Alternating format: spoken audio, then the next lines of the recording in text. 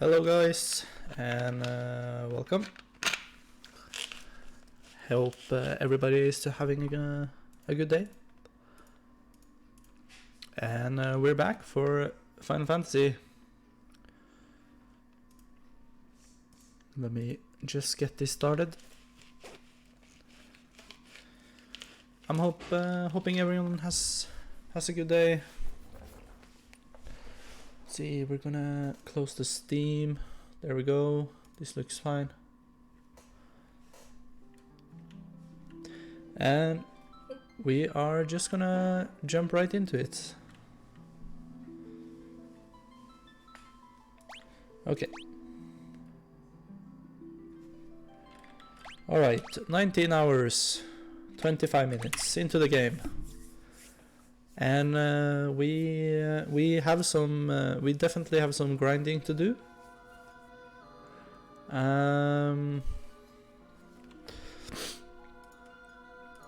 Let's see here.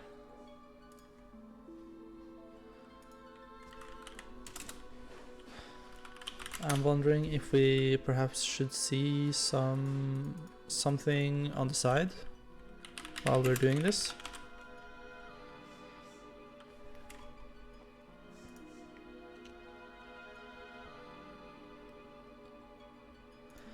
Let's see, I'm just checking some stuff out on YouTube. Just give me a quick second.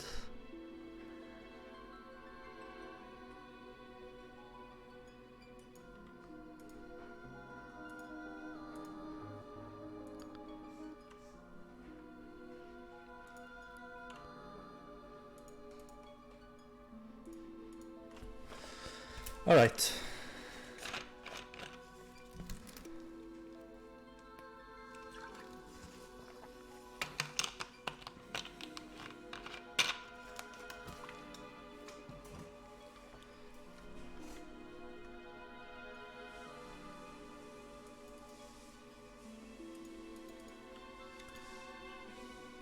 We might just change the watching the Birth of Final Fantasy.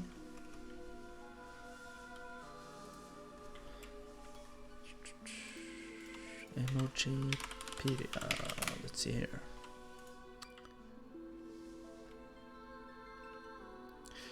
Yeah, I think we're gonna watch a YouTube video called The Birth of Final Fantasy while we play. Let me see here. Just gonna update our status and get over to just chatting. Let's see.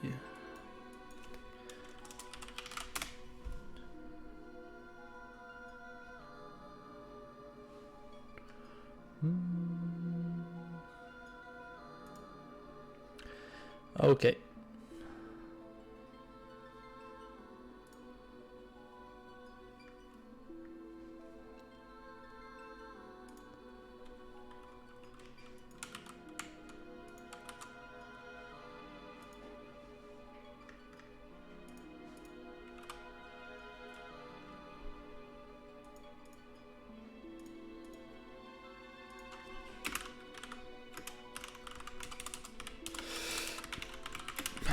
There we go. And then changing to just chatting.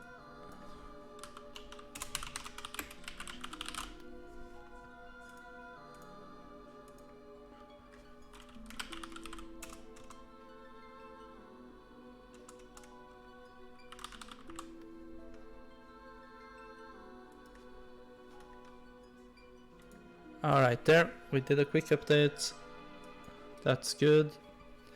Now I'm gonna have the game up, but it's not gonna be the main focus while we're watching this YouTube clip. So let's just see here. So we want Final Fantasy up. There we go. Okay. And then the audio for Final Fantasy will not be necessary for now. So we're gonna go ahead and mute that. Okay, that's good. So, and then here. Or actually, we could have that. We could even have the game like down here even. Okay, that's better.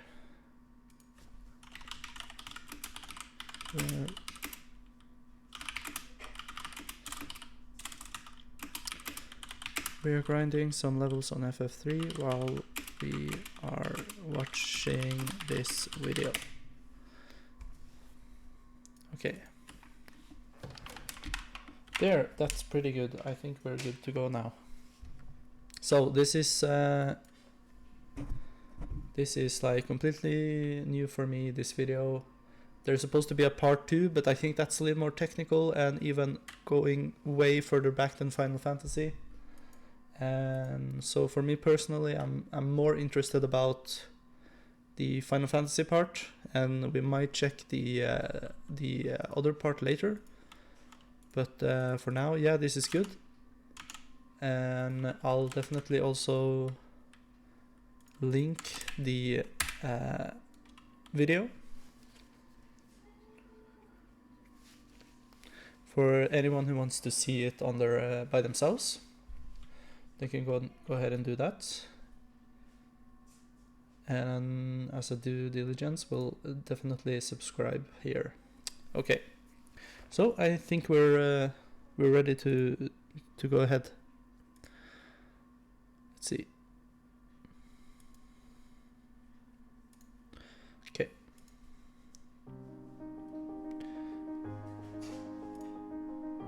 All right, here we go. And meanwhile, we'll just be mindlessly grinding. Between 1984 and 1986, a small Japanese video game developer called Square had emerged as a company that was on the rise. Gamers throughout Japan had been impressed by the quality of their work, and games like Cruise Chaser Blasty, which saw them partner with a well-known animation house called Nippon Sunrise, showed their ambition. But even though everything seemed positive, with healthy financial returns that allowed for crucial personnel such as Hironobu Sakaguchi to receive full-time contracts, 1987 would end up being a very difficult and testing year for the company, and it would lead many individuals to look inwards as they searched for answers as to how they could improve the fortunes of the company, but also their own careers. This introspection would lead to the creation of Final Fantasy. It's a game that has become something of legend due to the meteoric impact it had on Square upon its release, as well as the legacy it ended up creating. But why exactly was Final Fantasy made, and how did Square, a company with no real pedigree for creating role-playing games, manage?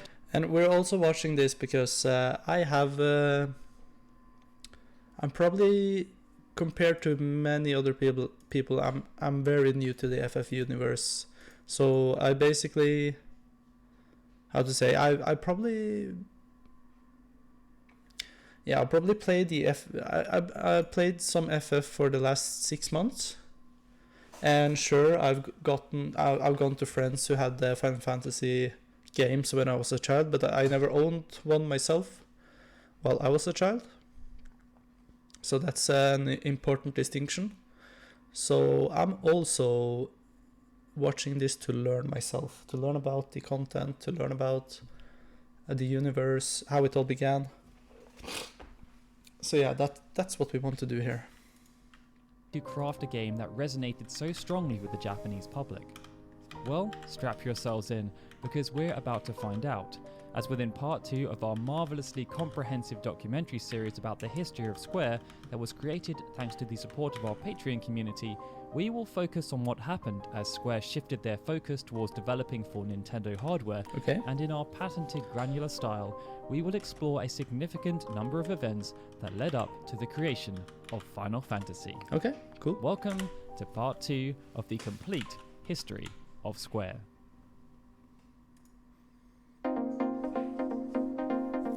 When Alpha was released on the 8th of July 1986, it represented the 6th game Square had released in less than 2 years. Yeah. For such a small studio, it was an impressive milestone. But even though Square had established themselves as being very competent when it came to the development of software for personal computers, the decision was taken to shift focus towards developing games for the Famicom. It had been a year since Square had signed an agreement with Nintendo to produce software for the Famicom, and in that time, they had only delivered a single game, a port of Thexter on behalf of Game Arts. Compared to many of the other publishers who had also signed deals with Nintendo, this was a particularly poor return. Excluding Nintendo, 25 other publishers had released games for the Famicom during that same time period, and all of them, except for a few outliers like Square, had managed to release at least 2 games in the preceding 12 months. Many had been keen to take advantage of the Famicom as it continued to prosper in Japan. Indeed, 16 of the games released during that period ended up selling more than 1 million copies over their lifetime, with the likes of Super Mario Bros. And Dragon Quest selling even more. Yeah. It led to Square considering how they could be more I really want to supportive try of the Dragon Famicom. Quest. And at the same time, Nintendo themselves were starting to explore new opportunities. They were keen to find ways to keep their rather passionate audience invested, but also wanted to be mindful of feedback that had been received from retailers who claimed the cost of Famicom games was starting to become a deterrent for growth. After what was no doubt numerous brainstorming sessions, Nintendo came up with a solution that they believed would help to drive down production costs and subsequently reduce a game's retail price, and they took direct inspiration from personal computers. At the time, Nintendo were working with a company called Mitsumi Electric to manufacture their controllers, but Mitsumi were also involved with the development of numerous other peripherals and input devices, including floppy disks, which had quickly become the storage medium of choice for personal computers. Mitsumi had developed a variant called the Quick Disk, and they worked with Nintendo to create a modified version called the Disk System Card. Compared to the existing Famicom cartridge, Disk System Cards were much cheaper to produce, had more than twice the storage capacity, and could be rewritten, something that would allow game data to be saved without having to rely on password save states. And all of this made them a game changer. Yeah, I'm assuming that would be like a huge game changer, that you would be able to just make new saves and stuff like that. For the, and you have to real like you're going way back here. You're going back like to like 1987, and the capacities for how you were able to game and save and stuff. There weren't the same capabilities as today. So that was probably huge back then. The only challenge was that the Famicom couldn't cater for this type of storage device. Oh. So Nintendo set out to create the Famicom Disk System as a peripheral for its original console. Okay. When the Famicom Disk System went to market, it featured a hefty price tag. But Nintendo believed consumers would invest, as not only would the games theoretically be of higher quality, they would also cost between 2,500 to 3,000 yen, much cheaper than the typical cost of Famicom games, which was often between 5,000 and 7,000 yen. Nintendo also created the Disk Writer. That makes it better for everyone, because this it doesn't matter if it's video games, if it's like food or clothes or any type of technology. If you make something cheaper, you make sure that more people can get their hands on it. If more people can get their hands on it, it will be more relevant, more popular, and at the end that will also make sure that you will earn more money. So yeah, good for them. Were installed in kiosks in various toy and electronic stores across Japan, and would allow consumers to bring in their existing or blank disk system cards and have a brand new game installed for only 500 yen, which was around $3 at the time. The Famicom Disk System had also gone to market with a huge system seller, The Legend of Zelda, which launched as an exclusive game for the peripheral. Yeah. With Super Mario Bros. 2, known as the Lost Levels outside of Japan, then releasing a few months later, also as an exclusive for the peripheral, the Famicom Disk System began to be seen as a successful endeavor, and its initial performance, combined with Nintendo exploring the possibility of releasing the Famicom in North America, convinced Square that it would now be rather prudent for them to align more closely with Nintendo. This decision saw Square explore two separate initiatives, an original game called King's Knight that would appear on the Famicom, and the formation of a new joint publishing enterprise called the Disk Original Group that would help them compete on the Famicom Disk System. And it was through these two initiatives that Square were confident that they could overcome whatever challenges presented themselves, even if the path may not seem all that easy to navigate. Okay, so here we go. Yes! When developing King's Knight, Square would need to deviate away from not just a technology base that they were comfortable with, but they would also need to figure out how to cater for an entirely new audience. And it was with that second objective in mind that the decision was taken to move away from the slower-paced, text-based input games that they had become known for developing. After surveying the landscape, it was decided that King's Knight would be developed as a vertical scrolling shooter, quite the deviation from Square's typical games. This particular subgenre had been growing in popularity since the late 1970s, following the release of games like SNK's Ozma Wars. Unlike traditional shoot-em-ups like Space Invaders and Galaxian, this new wave of games featured a moving background that simulated the effect of enemies moving towards the player, and they also featured energy levels to act like health bars. In 1982, Namco's Xevious provided a solid template for what a vertical scrolling shooter should be, proving to be a success in Japanese arcades. That success was then replicated when it launched on the Famicom at the end of 1984, with over 1 million copies sold, and it prompted other developers to take note. By the mid-80s, a decent number of vertical scrolling shooters had been released on the system, and games like 1942 and Twin B had also managed to sell over 1 million copies. Okay. But outside of the Super Dimension Fortress Macross, which was developed by Namco and was based on a popular anime series, almost all of the other games released within the genre before July of 1986 had been released in arcades first, before being ported over to the Famicom if they had generated strong enough returns. This approach helped to mitigate some of the risk, but Square didn't have that luxury. They lacked the infrastructure to adopt a similar approach, and they weren't able to work with their licensed property. Instead, they would need to take a calculated risk, and it would see them act as a trailblazer by striving to create one of the first shooters to be exclusive to the Famicom. But they were also keen to try and mitigate risk wherever possible. So, instead of attempting to create something wholly original, Square took inspiration from an innovative game developed by Konami called Nightmare, which had been released towards the start of 1986 on the MSX.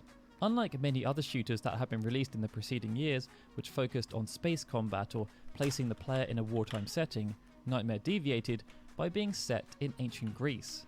And this, in turn, meant that its protagonist, a knight called Popolon, instead of firing laser beams or shooting bullets from guns, would shoot arrows, as well as throwing boomerangs and even swords. Right. Owing to Sakaguchi's fascination with the role-playing genre, it was a logical source of inspiration, but even though their creative talent were keen to tackle this new challenge head-on, Square's hasty decision to move away from developing for personal computers meant they lacked the internal programming talent to create software for the Famicom. It led to them collaborating with a third-party developer called Works, who later became known as Bits Laboratory. Square had worked with them previously, having outsourced the Famicom port of Thexter to the company, but this time, instead of just porting something to a new system, they would work hand in hand with the creative team at Square to craft something new. With the development partner secured, Sakaguchi planned out how they could evolve what had been seen with Nightmare, as well as the genre as a whole. It saw role-playing mechanics layered over those typically found within the genre, and it helped to create a new genre that was dubbed the Formation RPG by Square. It meant that in addition to there being the objective of defeating enemies and obstacles that appeared before the player by using projectiles, a leveling system was also introduced, as well as a jump mechanic. The life meter could also be influenced in either a positive or negative manner by in-level pickups. There were hidden dungeons, and 4 hidden elements would need to be found and collected in order to obtain enough power to challenge the game's final boss. The decision was also taken to include not 1 character, but 4, and each had specific traits that... And that's where we're getting into Final Fantasy XIV. Imagine being so old that you've actually had to evaluate why you wanted to have like a level system and stuff like that. That's how old this game is. Like this game, yeah, like super old, man. helped to distinguish them from one another outside of having a unique design. Rajak was a knight who was given an enhanced basic attack. Kaliva was a wizard who had good jumping abilities. Harusa was a monster with strong defense, and Toby was a thief. Maybe we wanted to like try this old game just to see the inspiration, or like I think this game you can see more of like the mechanics of how Final Fantasy wanted to start to begin with. And yeah, here you can see some very, very original ideas in terms of how at least how the Pixel Remaster game works. Who had the fastest movement speed. Each also had specific special skills that could be accessed upon finding the 4 hidden elements, and when compared to a standard shooter, it was a lot. Due to the underlying mechanics and its overall complexity, as part of the game's promotional campaign, specific strategy guides even ended up being published to help players figure out what they actually needed to do in order to finish the game, as well as the locations of all the items they needed to find. Nonetheless, the team must have felt confident that the fusion of role-playing elements with the shooter genre would have allowed the game to stand out, especially since the experience proposed would be rather different from what gamers might expect.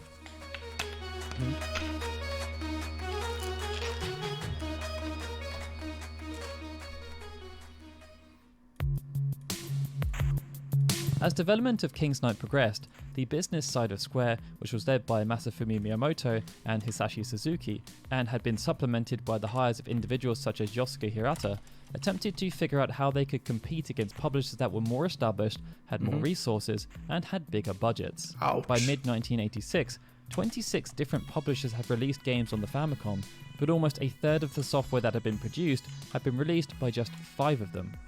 They were Konami, Namco, Hudson Soft, Bandai, and Capcom. Each had released at least one game that had managed to sell more than 1 million copies, and many of them have managed to release multiple million copy sellers. They had achieved this by creating unique experiences like Tag Team Match Muscle, or by porting over smash hits they had already released on other systems like Lode Runner and Bomberman. Square no doubt anticipated that each of them would have chosen to support the Famicom disk system in a similar fashion, and that if they did, smaller companies who didn't have a strong reputation for creating high quality Famicom or indeed arcade games would be drowned out. In order to compete, they would need to get creative. At this point, Square was already part of the Super Software team. It had been created in 1985 so that smaller developers who focused on creating software for personal computers could help each other out and assist by releasing ports on complementary systems in order to gain additional revenue. But none of them had any real experience with producing games for the Famicom or the disk system, and the same was also true for figuring out how they could convince consumers to buy their games once they had been created. To try and combat the threat posed by larger publishers, Square chose to take the initiative and proposed the creation of a new publishing arm called the Disk Original Group, or DOG, and it would be responsible for overseeing the creation and publishing of original games for the Famicom disk system. Unlike the SST, which was more of a collective with shared responsibilities and no defined leadership, the Disk Original Group would see Square placed in charge of sales and distribution, and anyone else who joined would be responsible for development only. Because of this, some members of the SST, like Bulletproof Software, chose not to take part and decided to try and tackle these new platforms on their own. But 6 members did still choose to sign up, and the Disk Original Group publishing arm was officially formed on the 14th of July 1986. The funny thing here is I don't recognize any of the other companies here. Like Xtal Soft, Hummingbird Soft, Thinking Rabbit, Alpha, maybe I barely recognize Alpha. Like there's only Square here that's like that I can recognize. But yeah, I definitely recognize like all the other big ones like Bandai and Namco and Konami. Alpha. With both of these initiatives in play, Square decided to further consolidate their position in the marketplace, and the most important part of this was for Masafumi Miyamoto to step out of his father's shadow. Up until now, Square had continued to operate as a subdivision of Denusha, the company founded by Masafumi's father, Kuniichi Miyamoto. But on the 4th of September 1986, Square was formed as an independent company, and despite being based heavily in Tokyo, it was supported by a loan of 10 million yen by Shikoku Bank, which was around $45,000 at the time, something that retained the association with Tokushima. When the company was formed in an official sense, that's 6 a lot of money. directors were appointed. Especially going back to like mid 80s, 85, like 45,000. How much would that be in today's money? Let's just take a look. What would $45,000 be in 1985? So today it would be about 116,000. And in my country that would be more than 1 million Norwegian kroners. So that's a big deal. Masafumi and his father took up 2 of the positions, and as a reward for their contributions to the company's success, 2 director positions were given to Hisashi Suzuki and Hironobu Sakaguchi, 2 of Masafumi's first hires. Hiromichi Tanaka was not granted a directorial position at this time, but he was given a full-time contract in recognition for his achievements, and the decision was also taken around this time to bring Nobuo Uematsu into the fold, as up until that point, he had only been a contractor. Okay, that's funny to know. Yeah.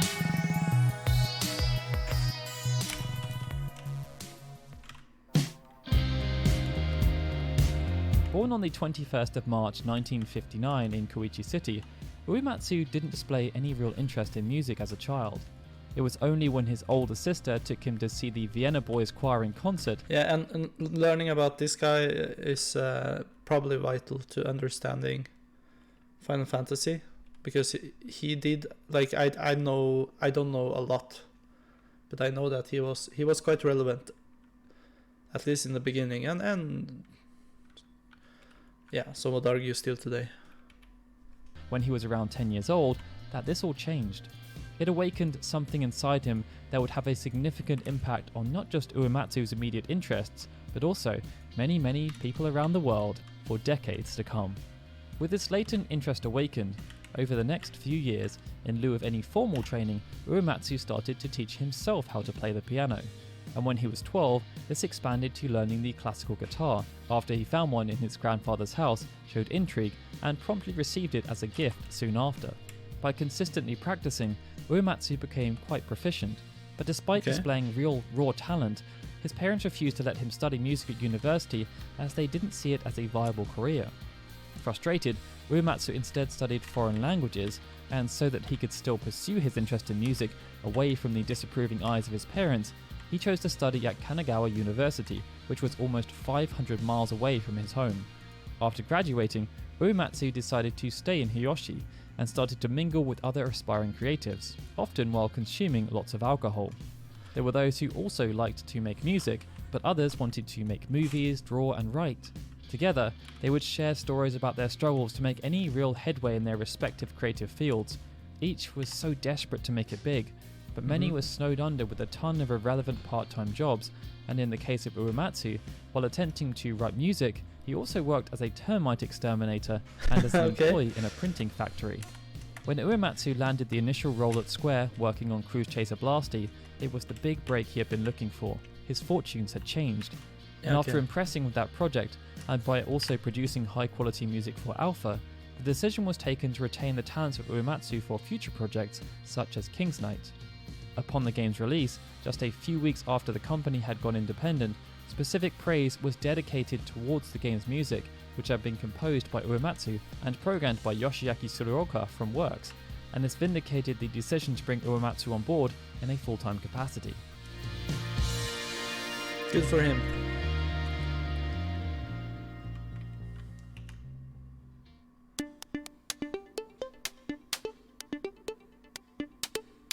Despite the game's punishing difficulty and complicated setup, King's Knight was well received across the board.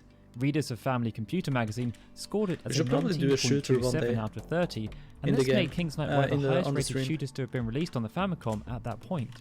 Such performance should have convinced Square that they had not only made the right choice to change their focus, but that they could also diversify their portfolio by tackling new genres. And this, combined with their roots as developers of personal computers, empowered them to continue to be creative. They made a conscious decision to create games for the Famicom and its disk system peripheral that would challenge consumer expectations, but they also wanted their games to fight against the norms that had been established by their forebearers, just as they had done with King's Knight, which catered for the fast twitch dopamine hit offered by shooters, but also introduced complicated role-playing elements.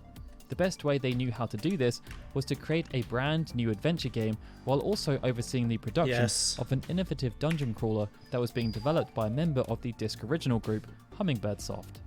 With the successful launch of Alpha, Hiromichi Tanaka had shown he had what it took to release a solid adventure game, and with the Famicom disk system offering a significant increase in storage capacity compared to the traditional ROM cartridge, replicating their success with adventure games on personal computers on the disk system would have no doubt felt like a logical choice. It was also an interesting choice, because around the time that development would have started, no adventure games had been released on the disk system, and only a few had been released on the Famicom, with the only real success being a port of Yuji Horii' The Porto. Yeah, and if you compare, this part is really interesting, because this really shows the birth of adventure games. At least like digital adventure games.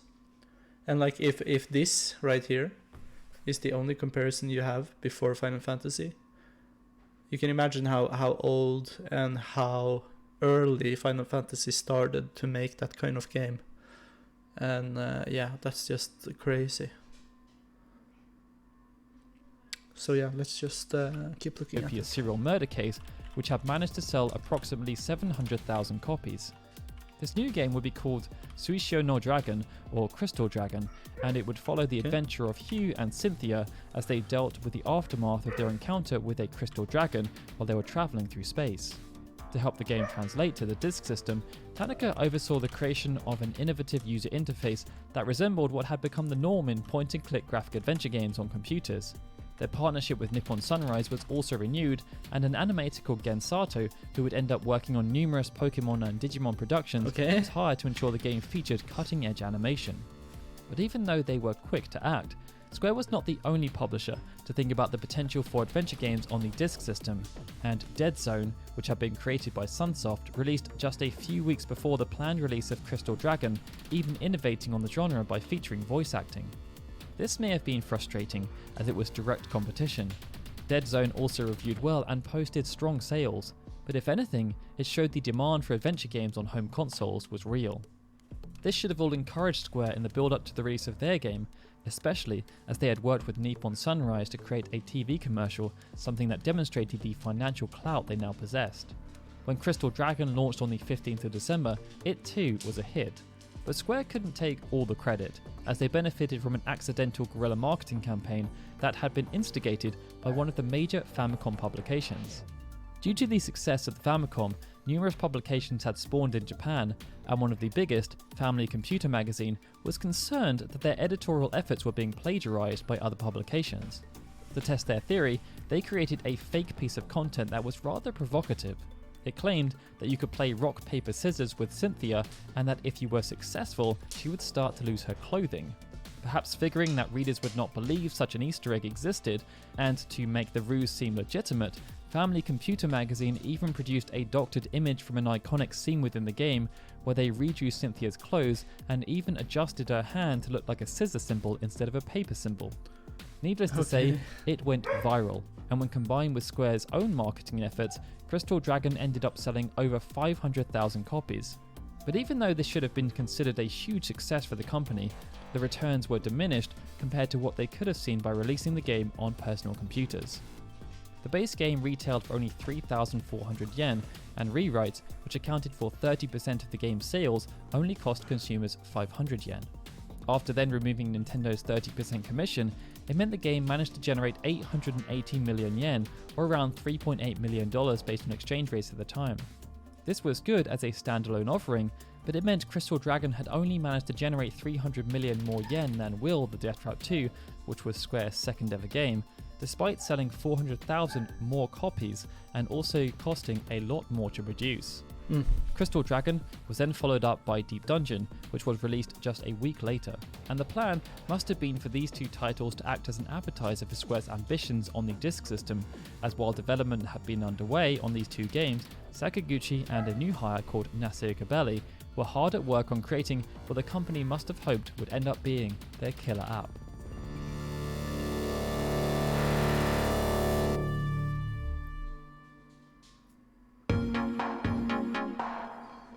Nasir Kabeli was hired, having chosen to leave the glitz and glamour of the United States of America behind to join the hustle and bustle of the Japanese video game industry. After being born in 1957 in Iran, it's believed Nasir actually fled the country during the Iranian Revolution as he was of royal blood. As a result, he migrated to the United States in 1979 in order to study computer science at the University of California. I gotta stop here. Doggy is probably needs to pee, so we definitely want to continue this. We're at let's see, we're halfway through the movie basically, so yeah, we want to continue this for sure, but we're gonna give Doggy a chance, and then whenever she's finished, we'll come right back, watch the movie. I'll be as soon as she finishes, as soon as she's finished, we'll come right back, continue the video.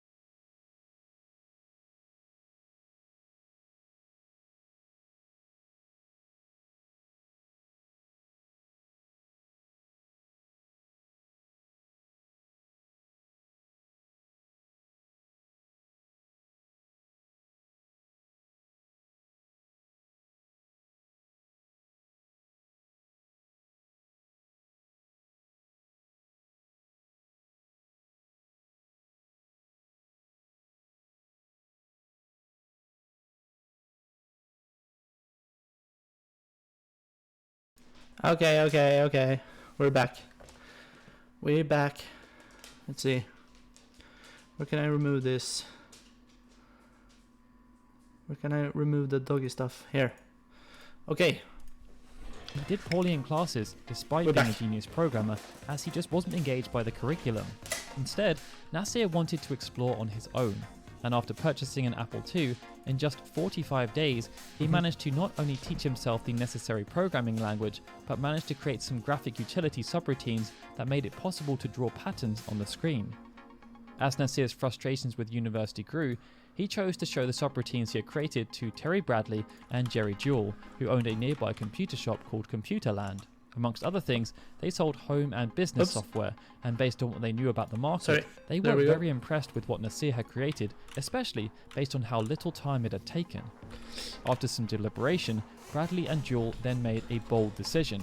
They chose to believe in the talents of Nasir and founded a brand new company called Sirius Software, where they hired Nasir as their lead programmer. Sirius Software started out making professional programs, but after seeing the potential for producing video games, they changed focus and never looked back. And over the next few years, Nasir made quite a name for himself within the video games industry, making millions of dollars for Sirius Software in the process. And this was because, unlike many other programmers who might take 6 months to 2 years to program a single game, Nasir was able to code much quicker, creating high-quality graphics without any diminishment in quality. This was possible because of his extreme methodologies. Nasir would never save his code as a source, it would all just be stored in his head and converted to machine code. That's crazy. By working this way, Nasir released 9 games in a single year, all of which made their way onto SoftTalk's Apple II's best sellers chart. But even though he had made a lot of money for Sirius and had also benefited a lot personally, Nasir felt he was owed a bigger share of the profits and left Sirius Software to create Gabelli Software. It was a huge gamble, and it was one that wouldn't pay off. Gabelli Software folded after only no a wonder, year I in never heard business, of it. and when the video game crash also reared its ugly head soon after, Nasir was burnt out. The past 3 years had just been too much, too soon. Nasir had gone from university dropout to superstar programmer to owner of his own software company. And with everything that was happening in a wider sense, instead of diving back in when his company folded, Nasir decided to retire from the video games industry completely and travel around the world, living off the money he'd earned. But after a few years, the itch to create was still there. And when Nasir decided he wanted to try and get back into the video games industry, he reached out to Doug Carlston, the founder of Broderbund, to see if there were any opportunities available. Around that time, Broderbund had been making inroads in Japan, and it just so happened that figures from Square had travelled to the United States to attend the Summer Consumer Electronics Show along with other members of the SST, as it had become increasingly important for Japanese companies. 1986 especially had a significant showing from Japanese companies, with it featuring the first appearance of Sega, where they debuted the North American version of the Master System. And it was here that Nasir was introduced to Miyamoto, as well as Sakaguchi and Tanaka. After the meeting concluded, Nasir was intrigued, and following a subsequent visit to Square's headquarters in Japan, he decided to spend the next month familiarizing himself with the Famicom and the company before making any kind of commitment. When Nasir joined Square, he did so as an independent contractor as opposed to being an official employee, and his arrival was both exciting and daunting. Sakaguchi and Tanaka had been huge fans of Nasir's work on the Apple II, and when he initially visited Square's headquarters, Sakaguchi even asked him for an autograph. The acquisition of his programming talents meant they would not only be able to take their software output to the next level, as very few developers on the Famicom could produce 3D games, but on a more personal level, they would have the opportunity to work with one of their development heroes who had created innovative games like Horizon 5 and Zenith. The only challenge was that Nasir didn't understand a word of Japanese, and at the time, there were no fluent English speakers at the company. It was a significant barrier, but Miyamoto did not want to let this fantastic opportunity slip through their fingers, and Sakaguchi, the man who had risen to the occasion so many times before, was given the task of attempting to overcome what was a rather large and substantial hurdle. I can imagine. To take advantage of Nasir's programming talents, which would see Square be able to create games that were far more complex from a visual perspective than they ever thought possible, it was decided that it would be best to create another action game that would sit within the shooter genre. Unlike King's Knight, which was a top-down vertical shooter, this new game though would be a third-person rail shooter, as Nasir would be able to create simulated 3D sprites. But it was a risk, as even though pseudo 3D shooters were spectacular to look at, that particular subgenre was much less popular, no doubt due to the complexities that surrounded creating the games. Yeah. In 1987, Atari demonstrated the potential of this subgenre with the release of Starship 1, but it wasn't until Sega released Buck Rogers' Planet of Zoom in 1982 that other developers started to take note of how crisp everything looked. The bar was again raised in 1985 when Sega released Space Harrier, and much to the chagrin of rival developers like Namco, who produced 2 Thunder Scepter games in quick succession to respond to the success of Space Harrier, it cemented Sega as the premium producer of third-person rail shooters. Due to Sega also being a rival hardware manufacturer, their games were ported to the Master System and non-competing personal computers, and this left a gap on the Famicom, as when Sakaguchi started the initial design work on this game, only 2 similar games had ever been released on the system, Genius and Sky Destroyer, and they had both been released in 1985. To try and get the best out of Nasir, Sakaguchi attempted to build a relationship, but it was challenging. They didn't have a great deal in common, and they couldn't speak the same language. Nasir also knew nobody else in Japan, so Sakaguchi felt responsible and would often take him out to dinner so that he would at least have some company. It was through these interactions that some quirks would come to light. For one, no matter what Nasir ordered in restaurants, such as spaghetti or eggs, he would always end up getting steak. Nasir also had certain expectations about Japan based on perceptions back in the United States, such as people only ever wearing kimonos, so he would always ask why people weren't wearing them. Compared to other Japanese creatives in the same space, it made Nasir seem a bit unorthodox, but he was still a genius programmer and was intrigued by working on such different games, even if it was frustrating at times, as he deemed the Japanese way of working to be slow and very inefficient. In spite of that, the pair developed a good working relationship, and it meant that Nasir could program. Yeah, this really shows like it doesn't matter what hurdles are thrown at you. It doesn't matter if you speak the same language. It doesn't matter if like you're thinking unorthodoxly and you're not really good to getting to know people. As long as you have creative ideas and you also have the capability to do something with them, you can reach so far. And realized concepts and graphics created by Sakaguchi and Kazuko Shibuya that they could only share through drawings and gestures. With development starting to make decent progress, and with internal figures no doubt hoping that thanks to the addition of Nasir's talents that this new game would become Square's first major hit, the decision was taken to try and tie in with an emerging technology in gaming, stereoscopic 3D. Throughout the early 1980s, stereoscopic 3D had been used sparingly, with games like Sub-Rob 3D requiring users to wear a special eyepiece, and Sega developing their own peripheral for the Master System called the Segascope 3D. Only a handful of games had ever utilized this technology, and the biggest in Japan was 3D Thunder Scepter 2, a special version that was released alongside the traditional version of the game. No game had ever even utilized this technology on the Famicom, but with Nasir's talents, it was possible, and it had the potential to be a game changer, as Square would be an early adopter of a technology that everyone believed would be the next big thing. Such was their confidence in this new game, which became known as Tobidase Daisekusen, or Operation Jumpout. Square had countless pairs of LCD shutter glasses manufactured, and they would be shipped alongside the game. But when the game launched, even though it managed to sell hundreds of thousands of copies, Operation Jumpout did not meet expectations, and Square were left with piles upon piles of 3D glasses, as well as countless copies of unsold games that did nothing but take up space in their warehouse and gather dust. Hate when that happens.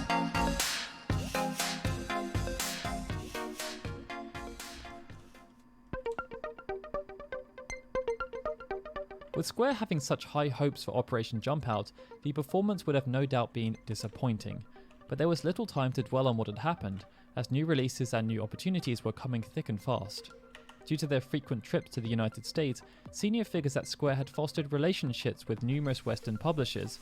The main purpose had always been about knowledge sharing and being part of something bigger, but as a consequence of their trips, see here. Senior figures at Square had fostered relationships with numerous Western publishers. Yeah, look at this. Like, you're in a relationship with Activision, and you're like way back, like in the early, or like the mid 80s, and I believe Activision was like Activision, how old? 1979. So Activision was very young themselves at that point. And then Sierra, Parker Brothers. This is the only one I never heard about. But you're definitely reaching the market whenever you got relationships with these companies at such an early state. So that probably had a huge impact for their their international relevancy. The main purpose had always been about knowledge sharing and being part of something bigger, but as a consequence of their trips, Square were presented with the chance to work with David Crane, and it was an intriguing prospect. Okay. Crane had been a prolific developer on the Atari 2600 and had designed and programmed Pitfall, one of the most influential games to be released on that system. He had also designed Ghostbusters for the Commodore 64 before creating a revolutionary life simulation game called Little Computer People, where it was possible to control people and help them go about their daily lives. It was The Sims, Early 15 SimCity. years before The Sims.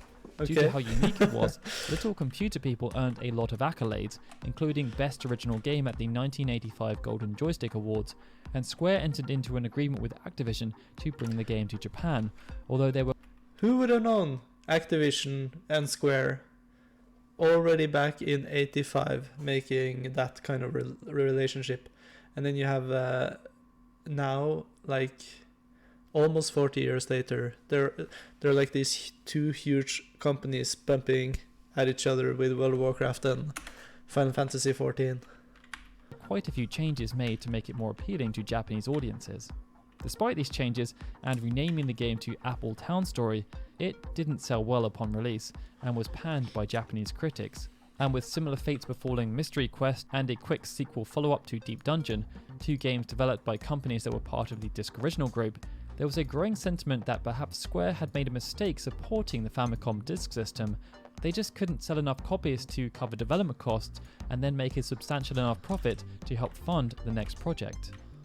It forced Square to reassess their strategy, and while poor performance may not have been the only reason for the change, after the release of Deep Dungeon 2, there was a notable shift in the platforms Square chose to support and the types of games they chose to make. In truth, Square had fallen into the trap so many other publishers had done when publishing for Nintendo systems.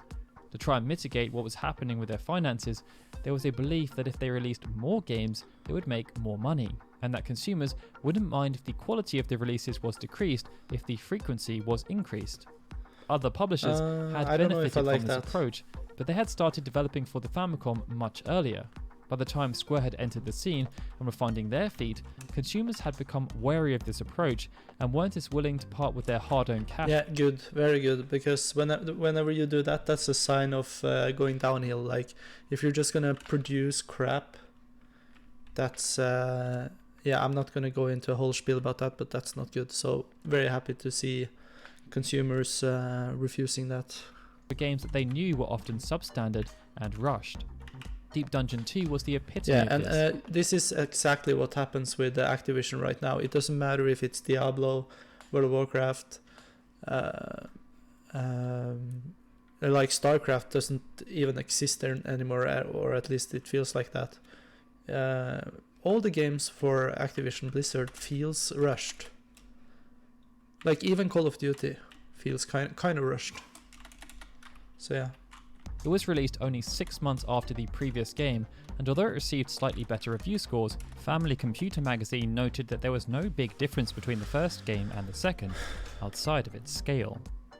To raise some quick funds, Square also chose to follow up these games by re-releasing King's Knight on the PC-88 and X1 personal computers as King's Knight Special, and in the same month they also released Genesis, the game developed by Hiromichi Tanaka that was supposed to release at the end of 1985. Square also released a third game in the same month. This was called Aliens, Alien 2, and it was their first licensed video game that would tie in with the Hollywood movie. This had probably been sub-licensed from Activision, who were working on Aliens the computer game for Western release, but Aliens Alien 2 was an independent game and had the potential to be huge. That's Production interesting. was overseen by Tanaka, with Uematsu, who was credited as Kentaro Hayabusa, also involved.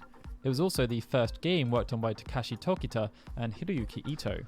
Tokita had been hired specifically for his expertise with developing graphics for games on the MSX, and he worked alongside what were dubbed the Square MSX Cancel team to create something that they would be proud of.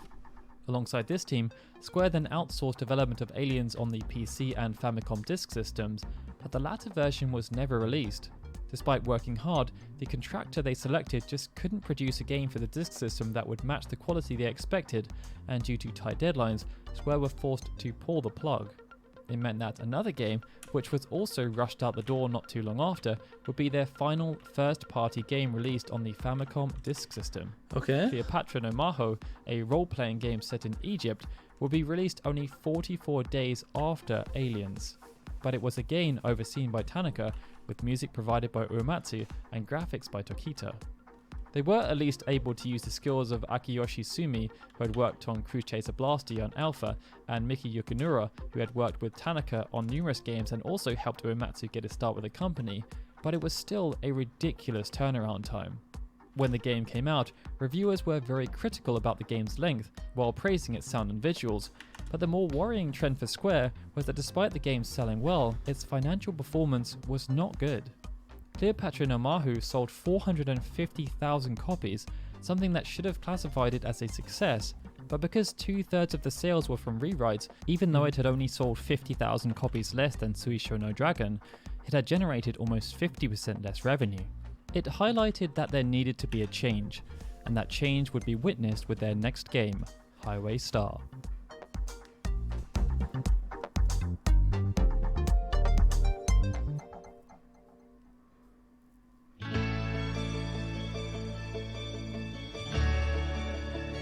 Looks like a super old version of Mario Kart. Unlike the previous 11 yeah, games, it's not, Highway Star would be developed as a Famicom exclusive and it will be overseen by Sakaguchi and Nasir. Even though Operation Jumpout had not performed as expected, Miyamoto insisted that Sakaguchi continue to make use of Nasir's talents with 3D graphics by creating another action game. But this time the decision was chosen to deviate away from the shooter genre and instead focus on creating a racing game. Sega had been innovators in this category, producing hit games such as Hang On and Outrun. Each had been focused towards the arcade scene and had dominated their respective release years, with Hang On being the highest grossing coin-operated arcade game throughout 1986 in the United States, and Outrun becoming Japan's highest grossing large arcade cabinet in 1987, before reportedly becoming the best-selling arcade cabinet released in that decade. Outside of its crisp pseudo 3D sprite-based graphics, that were achieved by iterating on Sega's superscalar technology, Outrun also innovated by offering the player multiple routes and multiple and even pieces a of map. music Look to at listen that. to. There were also multiple endings depending on the routes taken, and each Okay. one was a fully realized sequence as opposed to just a simple message of congratulations. Good When RPG. Sakaguchi sat down with a now extended team, which included the likes of Tokita and Shibuya, as well as other new hires like Ken Narita and Akitoshi Kawazu, the challenge posed must have been, how could they make a game that was better than Outrun? Thanks to the talents of Nasir, they knew they could rival the graphics of Outrun, and with Tokita on the team supporting Nasir, they knew they would be able to add finer details through lavish environments as well as multiple vehicles. But they also realised they could push other elements further, such as introducing a slight tweak to the timer that meant, unlike in Outrun, where the game would just end when the timer ran out, players could coast and still try to hit the next checkpoint. With the addition of stereoscopic 3D functionality, which again would be supported by the use of LCD shutter glasses, no doubt as Square were trying to get rid of their surplus stock, by the end of development, Highway Star I don't know what to say than about just that. an Outrun clone.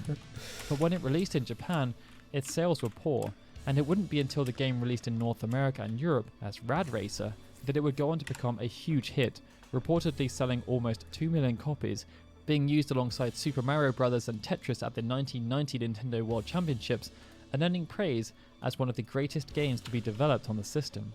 After the release of Highway Star in Japan, Square had gone to market with 11 games in just 7 months, That's but good. none of them had performed very well from a financial perspective, And that's and bad. the management team at Square had started to become incredibly worried about their position within the market, as well as the future of the company. In just 9 months, Yeah, and that just shows like it doesn't matter if you produce games if they're not held up to the standard. Like it doesn't matter if it's 1985 or 2025.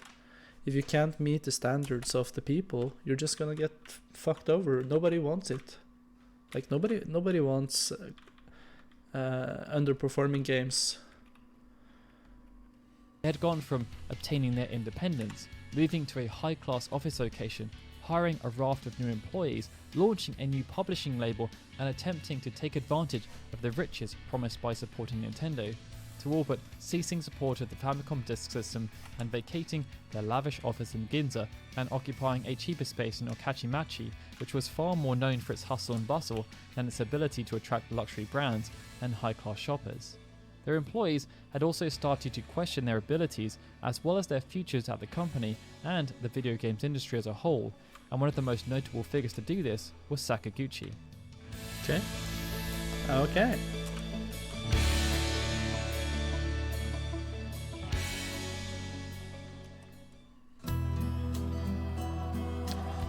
Following the lukewarm performance of King's Knight and Operation Jumpout, Sakaguchi had started to become disillusioned with life in the video game industry. There was a realization that even though the games he'd worked on were competent and functional, and many had reviewed well, they just hadn't sold enough and made enough money. They were also not the types of games he felt suited to making, nor did he really want to make them, and this feeling was compounded by Highway Star, which ultimately followed the same trend. But even before it was released, Sakaguchi realized he needed to start taking more control of his own destiny. For the longest time, he had wanted to make a role-playing game, and had scratched that itch by incorporating role-playing elements into games like Cruise Chaser Blasty and King's Knight. But his petitions to make a standalone RPG were continually rejected, as there was a belief amongst Miyamoto, as well as other senior figures at the company, that such a game would not be a financial success on the Famicom. And how wrong were they? How wrong? People love RPGs. They just didn't know it yet. There were also technical constraints to consider too, as there was no real saving mechanic on the Famicom, and RPGs were inherently long games. It's why they constantly pushed Sakaguchi to make action games, as they believed that's what consumers wanted. But when Dragon Quest released midway through 1986, even though its initial sales were so low that Enix feared they would end up making a loss, by the following year, the game had ended up selling over 1.5 million copies in Japan. Oh man. Armed with this evidence, and feeling like he had nothing to lose, Sakaguchi again broached the subject of making an RPG, and this time the proposal was accepted. But based on his state of mind at the time, unless it ended up becoming a huge hit, Sakaguchi vowed to quit the video games industry after its completion and return to university, where unlike Tanaka, he was still enrolled as a student after continuing to pay his tuition fees. Even though the project had been given the green light, Sakaguchi and other core members of the team were still busy working on Highway Star. Due to his track record of releasing games that underperformed, as well as his relentless work ethic, Sakaguchi had also started to gain an unsavory reputation at the company, and when he did a company-wide presentation for what he had provisionally called Fighting Fantasy, only 3 people volunteered to join his team, with everyone else choosing to work on other projects instead. Realizing it would be near impossible to make a game of this nature with only 4 people, Sakaguchi lobbied for more support, and this was how Koichi Ishii ended up being assigned to the project. But due to Highway Star not being finished, at the beginning, Ishii ended up working on the game in isolation as a project planner. This would have no doubt been quite daunting, as it was Ishii's first job within the industry, but he approached it with gusto and used the time afforded to come up with a few interesting ideas, such as the first boss also being the last boss, creating a diorama-inspired world map. Garland. Yes, look at this. First photos. The introduction of a title card that would show after the prologue ended. Ishii also created the side view battle display that became synonymous with the franchise and genre for many years to come. Beautiful. And he created the initial notion of job classes, with a view to allowing the player to create their own party, as opposed to the game being focused on a single, predetermined hero or heroine. When Sakaguchi saw what Ishii had come up with... And what a great strategy to give the player some different choices, because... that's really what you want, and even you're going all the way back, having that choice, even if it were only 6 different classes. I mean, for a game from 1987, how huge is that? Because usually you would buy some game and you would be Mario or Jumpman, and that was your choice. And maybe for some games they had 2 choices. So yeah, FF Final Fantasy, they did something right there, because then the consumer can make their own choices, and yeah, it's just beautiful. He was beautiful very design. impressed, encouraging him to push these ideas further. And when development on Highway Star wrapped up and Nasir, Shibuya and Uematsu joined the team in an official capacity, everything started to come together in a more comprehensive manner. But it wasn't just those individuals who made significant contributions. As the project continued and everyone else started to realize what could be achieved, the likes of Kawazu, Ito, Tokita and Narita also became involved, even though many would remain uncredited.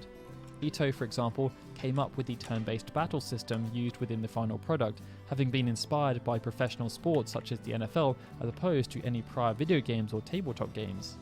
Shibuya also made a significant contribution. Having become the go-to person for sprite work at Square, she worked with Ishii on the look and feel of the game, designing the characters, as well as many monsters, the fonts, the menus, and even the game's opening sequence. But there was also another artist hired called Yoshitaka Amano, who worked in tandem with Ishii and Shibuya, and through the production of beautiful pieces of concept art, his work helped to elevate... Just a second. Arya?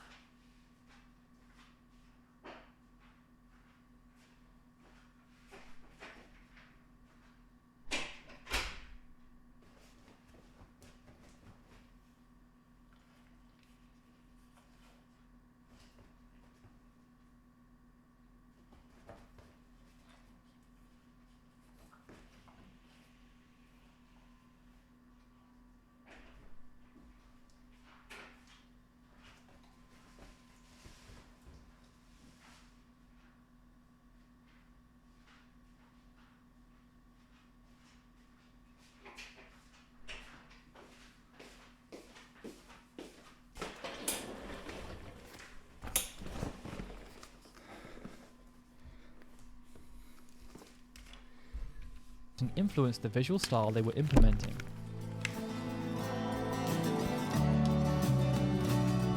Nice.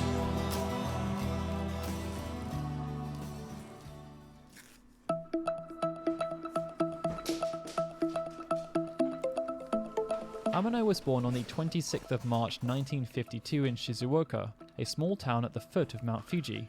From a young age, Amano became fascinated with drawing, and he would often create endless sprawling drawings on rolls of paper his brother had brought home from the paper factory where he worked. But even though his talent was obvious, Amano showed zero interest in attending formal classes and cared little about general education. He didn't want to copy other people's work or wait for the approval of teachers and peers. His main focus was just on creating. When he was just 15 years old, this drive led Amano to apply to Tatsunoko Productions, and despite his tender age, not only was Amano's application accepted, something that allowed him to drop out of school, but he was mentored by Tatsuo Yoshida, the head of the company. Within a few years, Amano had become an animation director and character designer, contributing to projects like Speed Racer, as well as Gatchaman and The Adventures of Hutch the Honeybee. But even though this was thrilling for someone who was still only a teenager, it was also incredibly draining and restricting, and this feeling was only exacerbated after Amano had been exposed to Western art styles. Despite feeling like he was being held back, Amano continued to work at Tatsunoko Productions, staying there until 1982, even after conceding that the company was no longer the same after the death of Yoshida in 1977. But throughout the decade, Amano sought outside stimulus and became obsessed with studying various art styles, many of which had a more psychedelic vibe. In this regard, he was influenced by artists such as Neil Adams and Peter Max, who would create incredible covers for comic books, as well as Frank Frazetta, the legendary artist who served as the inspiration for many other artists around that time. After leaving Tatsunoko Productions, Amano went down the same route, producing illustrations and covers for various comics and novels, such as the first Vampire Hunter D novel. And when Ishii learned that Sakaguchi was looking for an illustrator who could create promotional materials and illustrations, he thought Amano would be the perfect fit. Okay. But having never heard of Amano before, Sakaguchi flat out rejected the suggestion. It was only when Sakaguchi then showed Ishii some of the magazine clippings of art he wanted to replicate that the penny dropped. Amano was the artist he wanted, he just hadn't realised it. Armed with this knowledge, Amano was approached and given clear instructions. His job was not to draw pixels or program anything, it was instead to inspire and ignite the imagination. Yes. Sakaguchi wanted Amano to create Good artwork thinking. that would excite potential players who were looking at the box art on store shelves or reading the manual before playing the game, as there was a belief that this would make their journey into the virtual pixelated world much more exotic. But beyond that, there was also a notion of wanting Amano to support the development. Hold on, I just need to fix the position on my mic.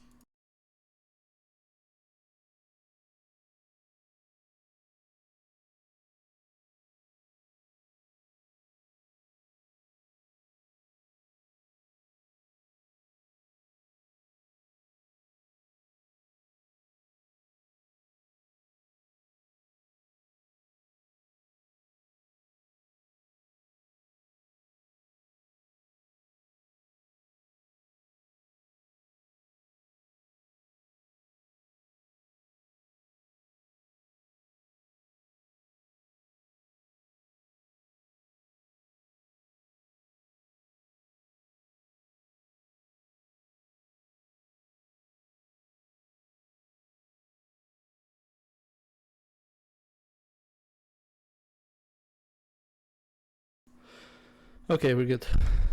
Team, subordinating his contributions to influence what they were already working on and encourage them to dream bigger, something that helped them to make an exciting project even more exciting.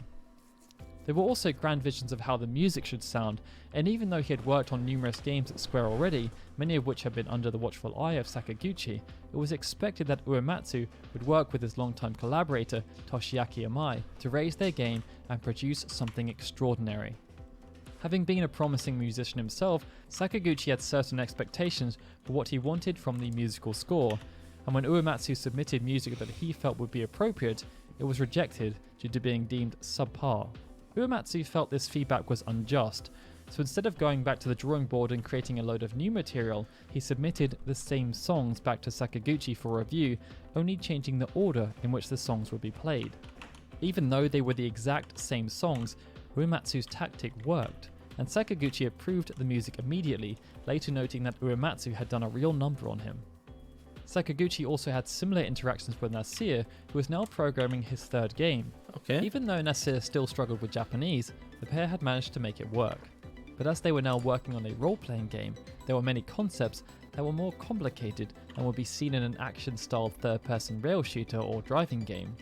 Nasir, for example, struggled to understand the notion of hit points or how to even program them, noting, if he's hit, why doesn't he just fall down? Yeah. In the end, Sakaguchi stopped trying to explain why mechanics were necessary and just told Nasir to stop worrying about how logical they were and just program them. With the game's presentation all moving in the right direction and gameplay taken care of, the only major concern left was the scenario. And in this regard, Sakaguchi adopted an approach that he had used many years before, hiring an external party to supplement the staff. But unlike those previous hires, where Square had to find part-time writers who were just starting out in their careers, due to their enhanced reputation and finances, a professional scriptwriter called Kenji Terada was hired to bring Sakaguchi's concept to life. Terada had previously worked on numerous animes such as Kanuki-man and Dankuga, Super Beast Machine God, and his talent was just what they needed, as the game would delve into numerous themes and concepts while merging traditional high fantasy with science fiction. As production continued, and it became clear that Sakaguchi's new project was turning into something quite special, more and more people from within Square started to become involved, with even Tanaka joining forces with Sakaguchi, something that had not really happened since they worked on their original game, The Death Trap. Okay. But development was not without its issues, and one of the biggest came with the game's name. After realizing that there was already an existing fantasy property in North America called Fighting Fantasy, the legal team relayed that they would probably need to change the game's name. This would have no doubt been frustrating, but there were at least options available. From the outset, it had been decided that they would want a short, sharp name that would be based around alliteration. It was a concept Square had used a few times before with King's Knight, Deep Dungeon, and the Western release of Highway Star called Rad Racer. Each could be shortened to just saying the first 2 letters of each word, and they were keen to continue the approach, this time having the game made up of 2 words, both beginning with F, so that the game could be shortened to FF. They knew that one of the words needed to be fantasy, and after fighting was taken away, numerous possibilities were considered. In the end, Final Fantasy was chosen, but it was not a name that was meant to symbolize anything. They just didn't have very much time, and in their haste, they just chose the one they thought sounded the best as an alternative. Okay, as development neared to its conclusion, even though many of the team were very confident... Because I've heard that before that they called it the Final Fantasy because they were about to go bankrupt. And because of that, it seemed like a fitting title. But yeah, we'll definitely believe this guy. They produced something Japanese gamers would love. The business minds at Square were pessimistic, something that was to be expected given the negative trajectory the company was on. As a result, they planned to only produce 200,000 copies of the game, but Sakaguchi, perhaps because of what was at stake for him, was adamant that they should produce more copies and convinced them to double their order to 400,000. Final Fantasy then launched on the 18th of December 1987 in Japan, and Sakaguchi's determination was rewarded. Significant praise was garnered from critics, and gamers across the country were keen to try the latest offering from Square, something that led to the game selling through that initial 400,000 copy shipment almost immediately. By being released on the Famicom, Square had also removed the drop in revenue they would normally see from rewrites, and they took a big risk by pricing the game at 5,900 yen. This was a hefty markup compared to many of their previous games, as well as being 400 yen more than Dragon Quest 1 and 2. Yeah, but that doesn't even matter, because if you're delivering a good game, people are gonna buy it. It's just that simple. You know why I don't pay for a WoW subscription anymore? It's because it's not a good game. That's why I'm not paying for it. Do you know why I'm paying for a FF14 subscription every month? Because it's a good game. They keep releasing good content. WoW doesn't. It's that simple. And 1,000 yen more than the Famicom version of The Legend of Zelda. It meant that even though Final Fantasy wasn't a massive hit within the wider context of the Japanese video game industry, and it hadn't actually sold many more copies than other games released by Square throughout the year, it was monumental for the company from a revenue perspective. Final Fantasy made almost 2 billion yen, or the equivalent of $20 million today accounting for inflation. It was more than double their previous best return, and it changed everything. Yeah, look at that. Insane. Nice.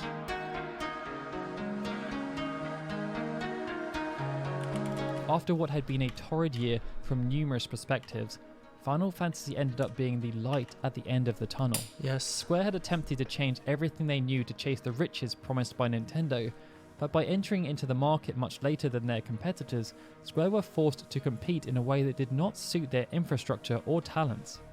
Values ended up being compromised, talent was mismanaged, and individuals started to question whether they were cut out for the industry. And with them being forced to leave their cushy office, it was a reality check for the leadership at Square, who had enjoyed a few years of nothing but prosperity. Final Fantasy was the reprieve, and such was its success that Square gained a newfound wave of confidence. This would lead to significant changes at the company, and those changes will provide a foundation for what would allow Square to tackle the big boys in the industry and become one of the most influential video game companies throughout the 1990s. And in the next part of this epic tale, we will explore what those changes were, as well as how Square capitalized on their diamond in the rough to build a franchise and create a legacy that would even be able to weather a few stumbles along the way. Before closing this video out, I'd really like to thank Crispy Crisps, who stepped in to help us create a fantastic looking and sounding second part to this documentary. Okay. If you're interested in checking out a similar style of content, but for franchises like Ace Attorney and Castlevania, be sure to check their channel out. And then, I'd like to thank the amazing community. Before part 1 was released, I honestly had no idea how it would be received, but after seeing so much positivity, it empowered me to double down and make this part even better. To those who are also supporting on Patreon, know that without your support, making this type of video would not be possible, as it requires a lot more time, effort and money than our typical content, so thank you very much. and if you're on the fence about supporting, I hope that this has gone some way to convincing you as to what can be achieved with your support. Lastly, it was so cool to see how many people shared part 1 on social media. It made a huge difference to how the video performed, and if you wouldn't mind helping to get the word out again, as well as liking and subscribing to the channel, it would be massively appreciated. Absolutely. Alright guys, this is Daryl signing out. I'll see you all again for more Final Fantasy goodness, and hopefully part 3 won't be too far away. We'll definitely do that. Thumbs up.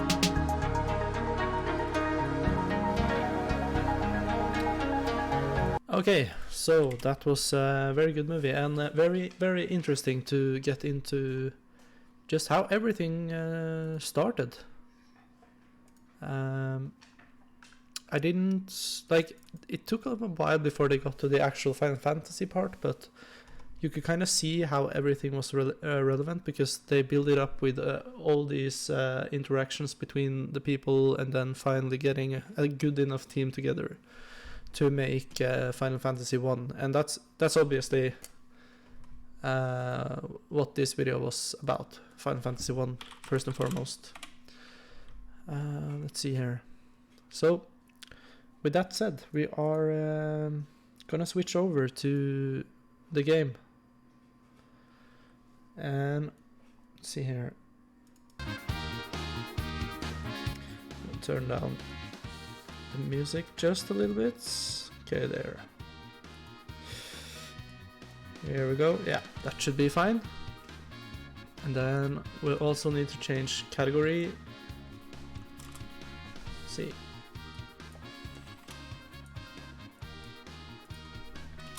Just fixing some stream stuff.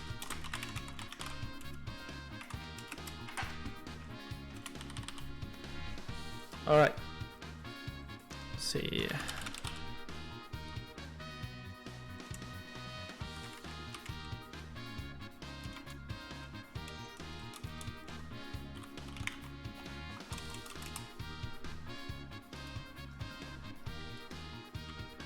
Alright, there we go. So we're gonna close down the Firefox and the Steam, and we're gonna put the game right back up there,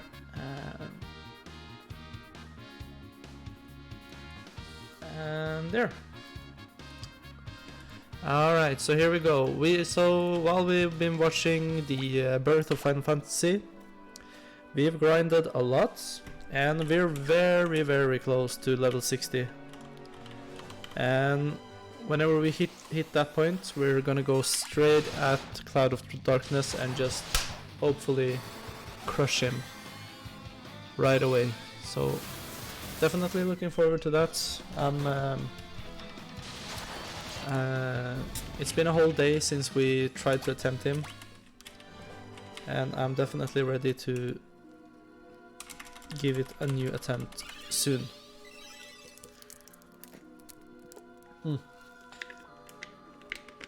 And also we did get tons of items while we've been watching the video. So yeah, I feel very prepared, to say the least.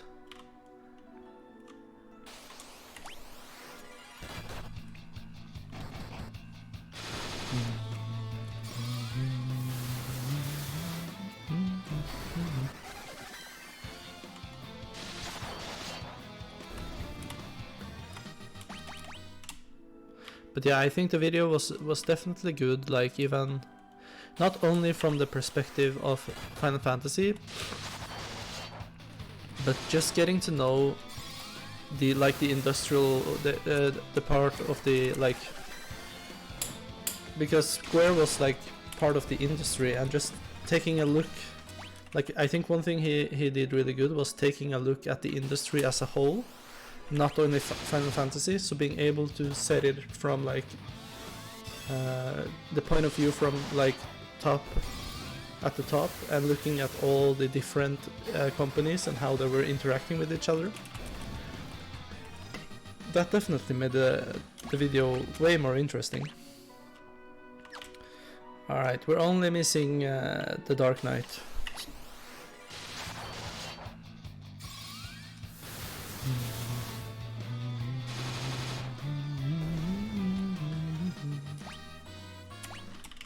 One more.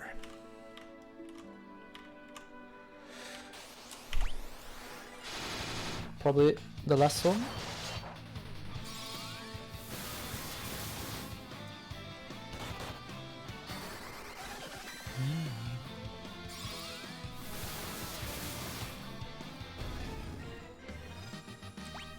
Yes.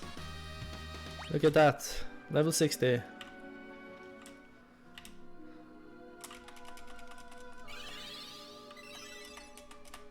Alright, so from here we are going to do what we came to do today. To beat the Cloud of Darkness. That's our goal. So to make this as easy as we can, we're gonna flee everything. Hopefully we won't have to use any heals and stuff like that, because we just wanna... yeah, we just wanna be ready. We wanna be ready for the Cloud of Darkness. Now we're 10 levels better than the last time, so I'm assuming this is gonna be easier than the last time, because we're at level 60 now, so let's take a look.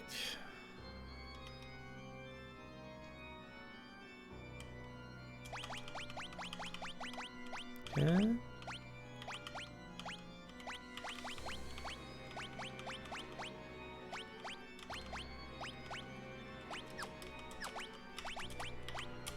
Just wanna make sure everybody has the optimal gear, and then healing up. So we could probably use some low level magic for that. Like, we're probably never gonna use cure during the fight, so that's fine. And there we go. We're gonna do a quick save now. Alright, a new attempt. Oh. Let's get to it.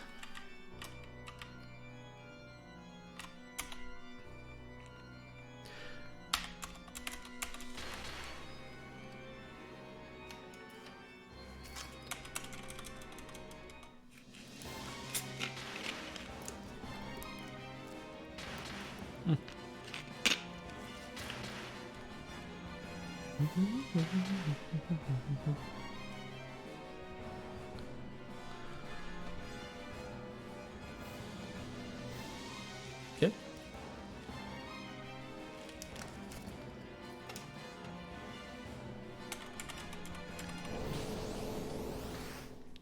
All right, we're ready. Please.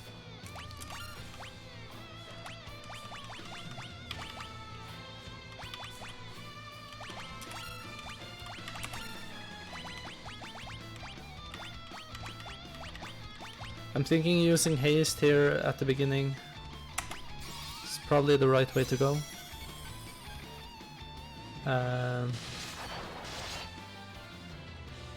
Yeah, I can see I'm even doing more damage with Mangini at this point, and I have more health too. Oh! This time he's using that right away. I honestly didn't expect that.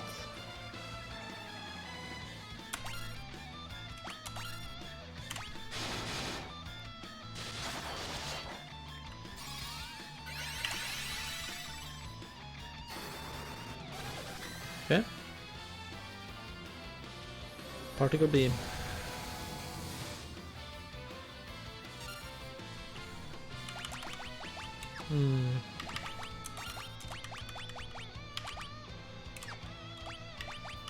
How about Kuraga? Yeah. Oh man.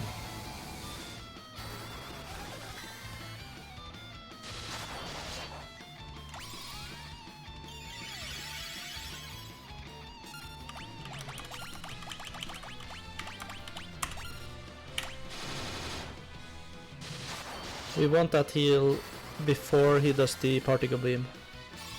Yeah, good.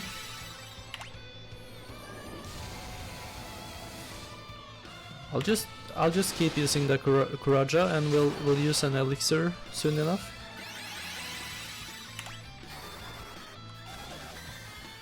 I feel more comfortable because we have a little more HP, and I can definitely feel that for sure. Yeah, 2 Kurajas more. Good.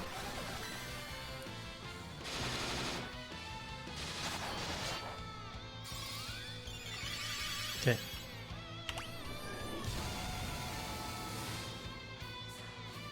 Ooh.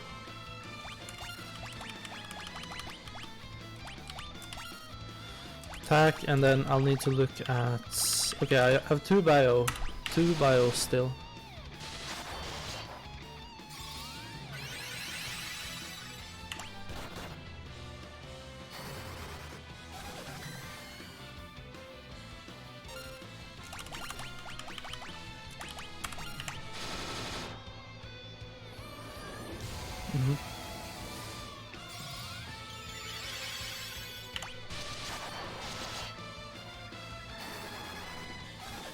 I think that's the last bio there. Okay, so Kuraja, attack, and yeah, you're out of bios. We're gonna use the first elixir here.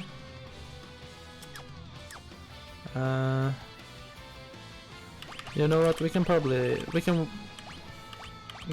wait one more. I think.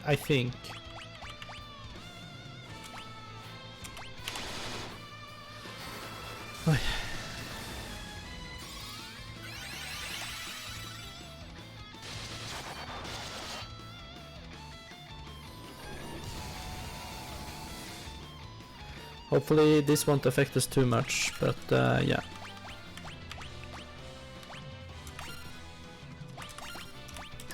And then elixir.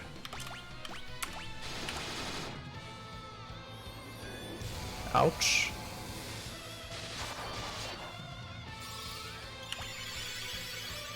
Good.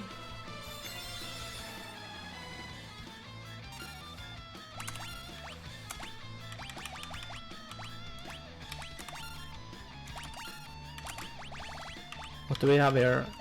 Drain, Thandaga. Yeah, let's use the Thandaga, I suppose.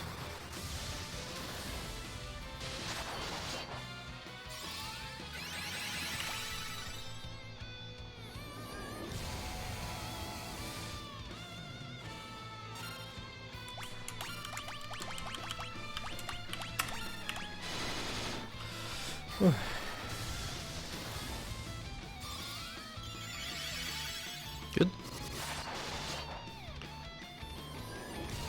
We'll do one more Kuraga.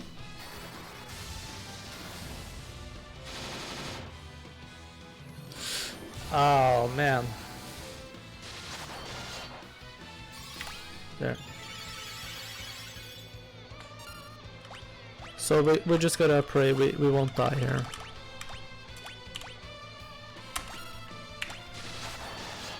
Please don't use the beam. Yes. Good.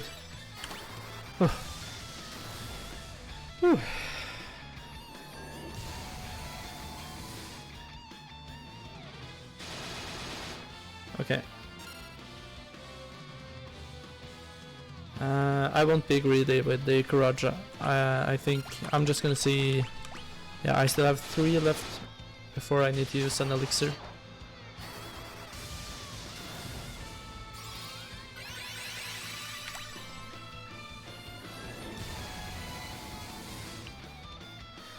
Okay. Kuraga.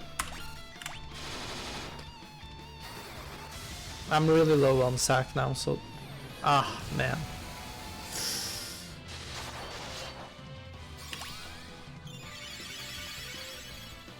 Please. I have no idea how much health he has left. Please don't attack me. Yeah, thank you.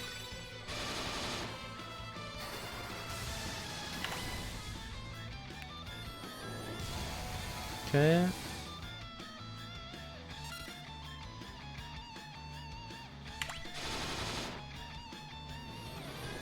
Oh man. Ooh.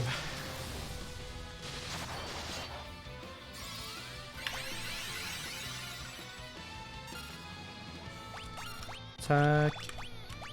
Yeah, I'm out of Kuraga. So we need to use the last elixir here. Please. He just won't die. Oh man.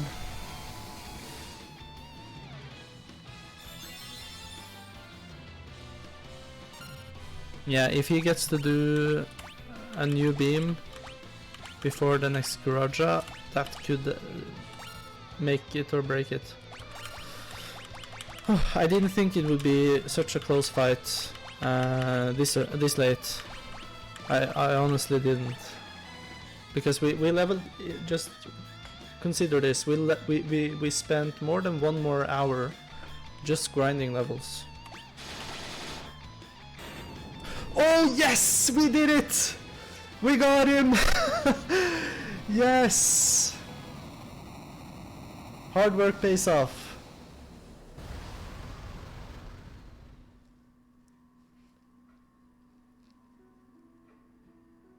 Yes! In the beginning, there was the void, then came light and darkness. From them, everything was born. The heavens, skies, water, fire, life. Time inexorably brings all back to its beginnings. But from life, something new was born. A shining force that separated the light from the dark and illuminated the world. It was called hope. When the balance between light and dark is broken and the world again slides toward oblivion, the chosen will appear once more. Do not forget that the source of the warrior's power is the hope that lives inside us all. Dreams, despair, love, time can obscure it all. Do not accept this, do not forget it, and time will never erase what life has to offer. Find your last remaining spark of light, a light that shines brightly when all else is dark, the light of hope.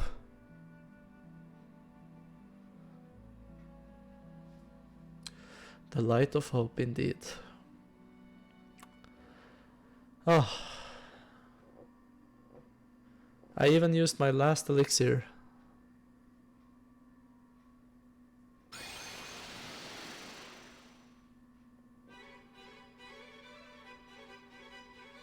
You're all still here.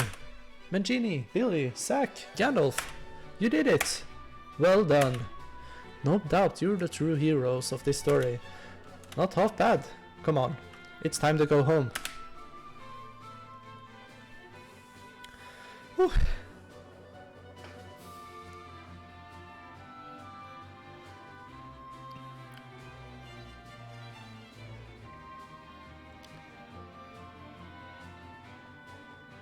It's been a pleasure. Pleasure's all ours, but I think it's about time I return to Amur.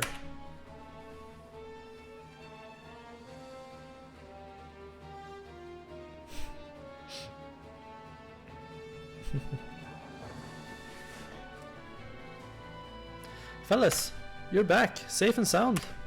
Of course, barely broke a sweat. Without your help, we never would have made it. Thank you. If you ever need help, we heroes be here. Come and train with us anytime, until we meet again.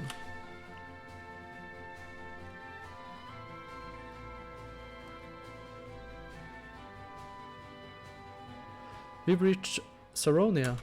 I suppose I must return.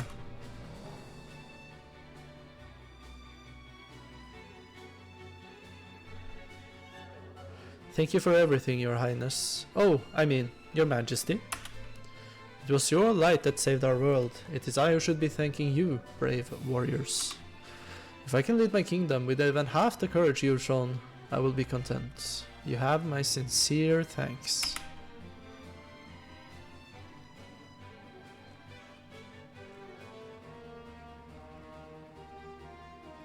Okay. Where are we going now?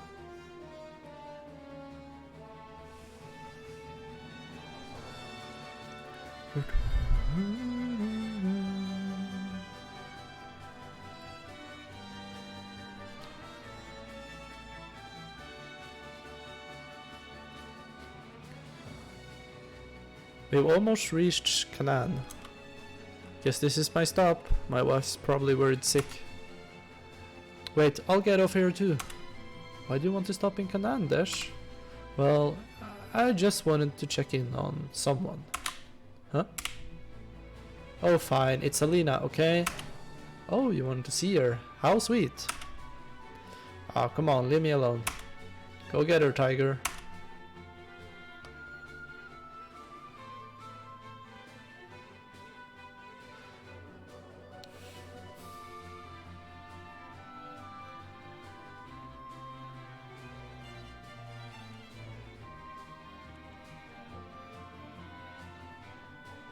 Honey! Oh dear, not in front of your friends. You're embarrassing me. Selena. Dash, please, don't ever leave me again. Never, I promise. Come on, honey. We can't let these kids show us up now, can we? Oh fine, just one kiss then.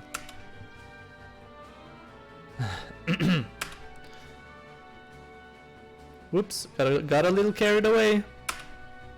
Sorry about that. Let me know if you go on any more adventures. I could always lend a hand. Oh no, you don't. Looks like you're not going anywhere for a while, Dash. Don't rub it in. You're welcome back here at any time. Besides, you still gotta try my wife's cooking. Thank you, Sid. Dash. We'll see you later. Okay.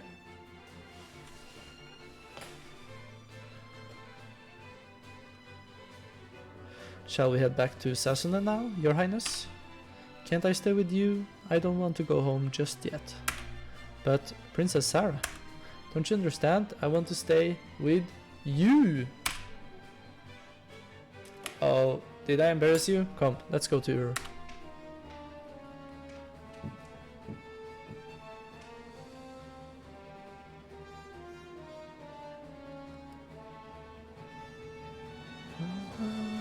It's Ur. We're home. Oh, I can't wait to see where you grew up.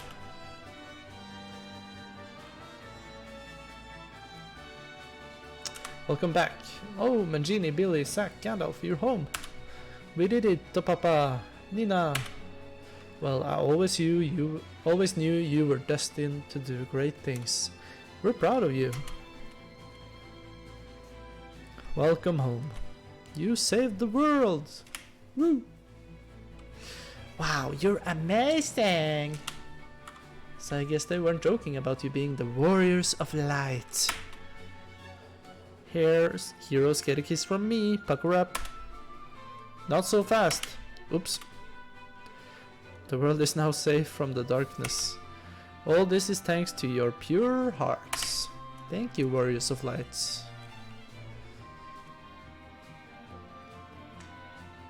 Huh? Look! The light!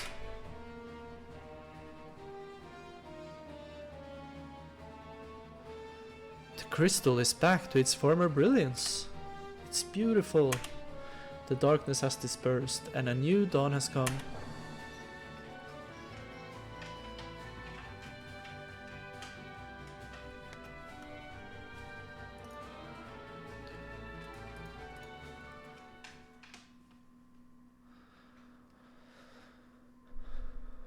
To the fans across the globe, both past and present, and to the crew who brought the originals to life, we offer our profound and heartfelt thanks.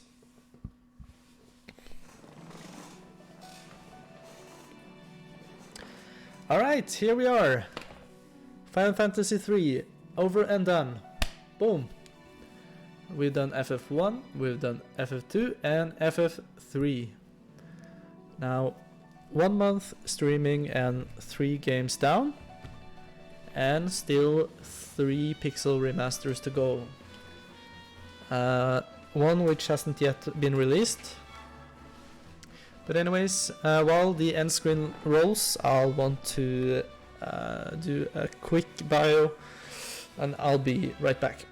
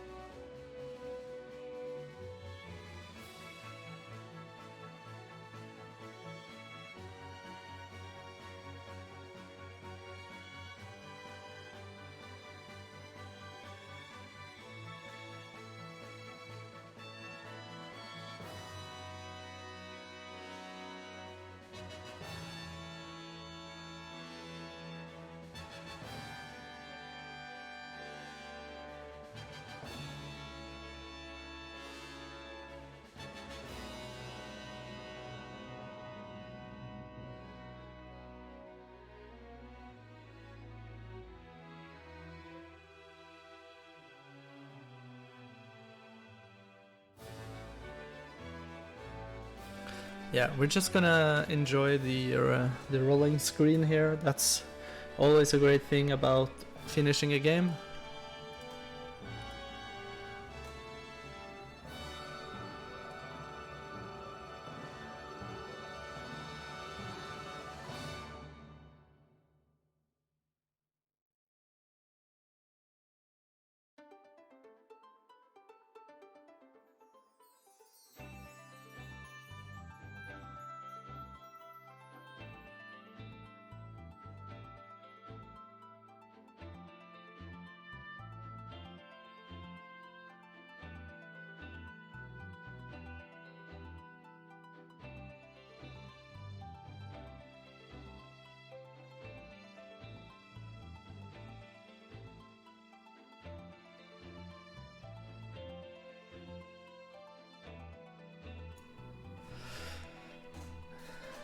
I love this audio right here. Oh man. Okay.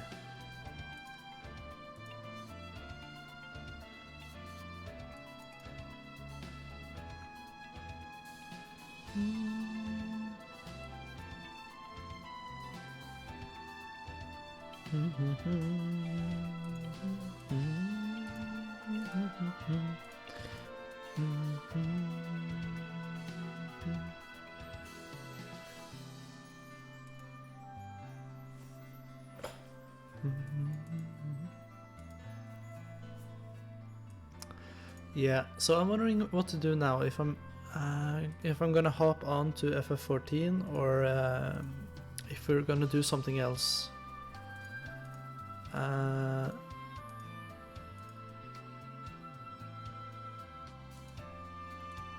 Just trying to think how to do the rest of today.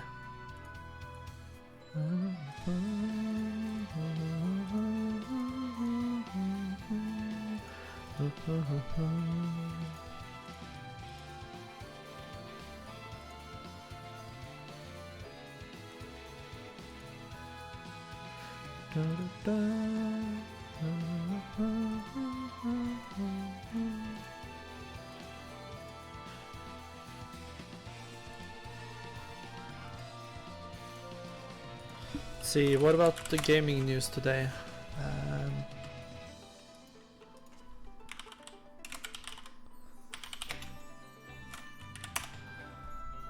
Let's take a quick look here.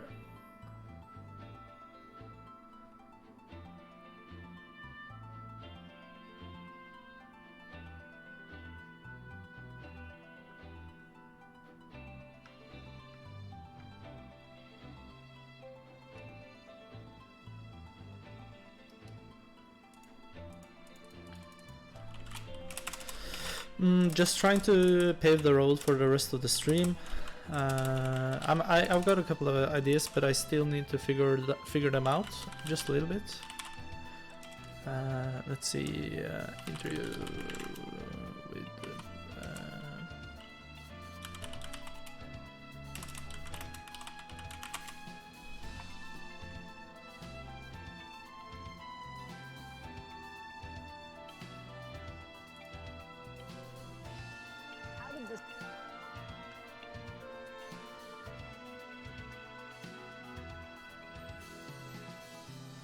Let's see, yeah.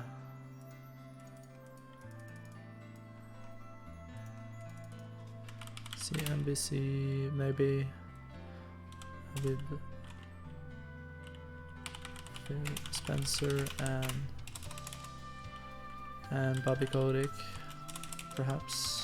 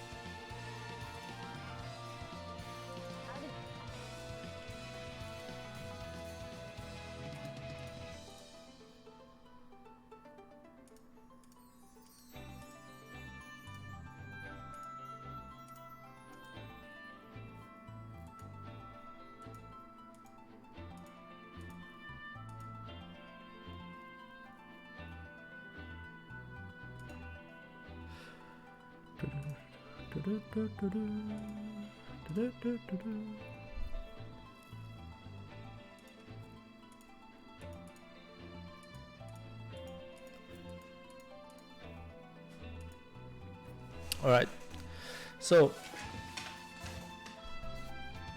FF3 has definitely been the best ride so far.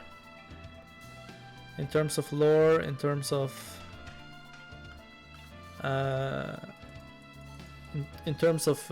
job options, in terms of grinding, it was better. Yeah, so far FF3 would be my favorites, but I'm very heavily focused on the lore, and there were so many new things that were delivered with this game, like that moved the franchise to become a bigger, a huge deal.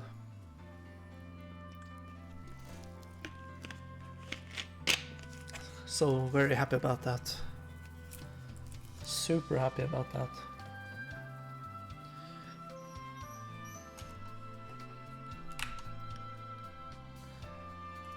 We're gonna do a little reaction to the Activision Microsoft deal that just happened, and from there I think we might just hop into Final Fantasy 14 a little bit, or that actually might not work because of the queues. Yeah, I'm just thinking here.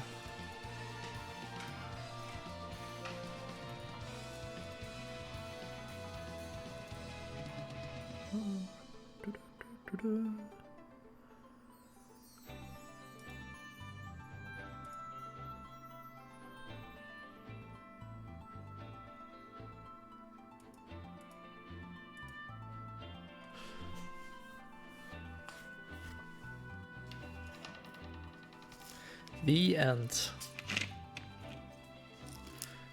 Cheers for that.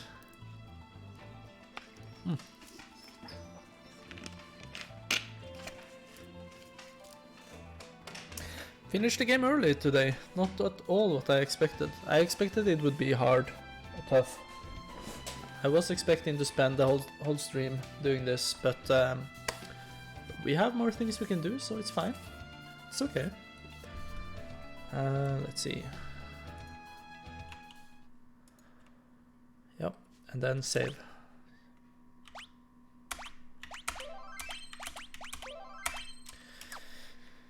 Good. And there we have defeated the cloud of darkness and restored peace to the world. Alright. Good, good, good. So we're gonna close this. And then let's see. Open Firefox. Alright, so here's the deal. We are, let's see.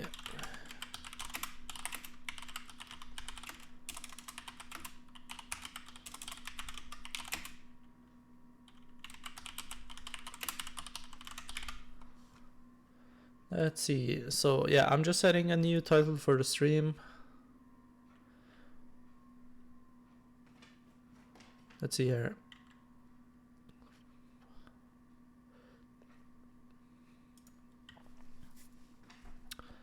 We need cash.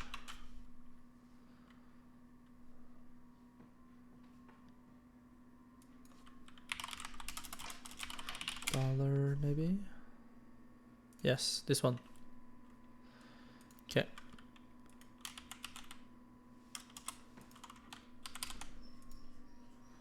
And just chatting.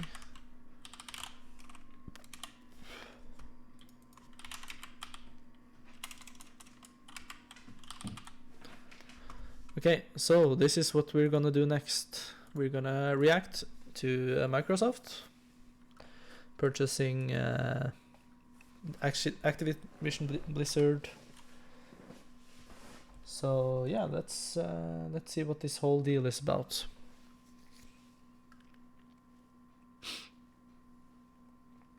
This deal come about? And Bobby, I'll start with you.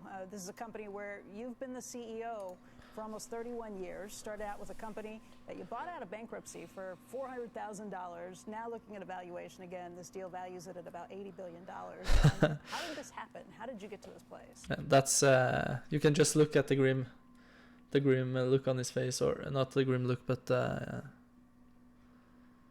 how to say? You can just look at his face like he made a lot of money. If you're looking at that smile. Well, look, we've had a partnership with Microsoft that goes back to the launch of the Xbox. We've had many conversations over the years about various forms of collaboration. And as we've started to see the real competition, and we're sort of at the beginnings of what the metaverse will be like, and in that race for the metaverse, it started to become apparent that there were a variety of resources and talent. You know, I don't know what to think about the metaverse. I think investors put way too much emphasis on it. I don't think it's gonna be such a huge deal. I think it's just it's a nuisance. It definitely doesn't create any value of some sort. So yeah, I can't really see his point here, to be honest. That we needed in order for us to be able to continue on that journey. And so as Phil and I started to have those conversations, we realized that now is a perfect time for a combination. Yeah, yet again, like I don't think this is actually the truth coming out here, because let's just put the big elephant in the room, okay? There's a lot of issues with Activision Blizzard. There's so many different things. Not only are the games bad, there's like internal issues on every corner, like yeah, there's been so many things to consider. So yeah,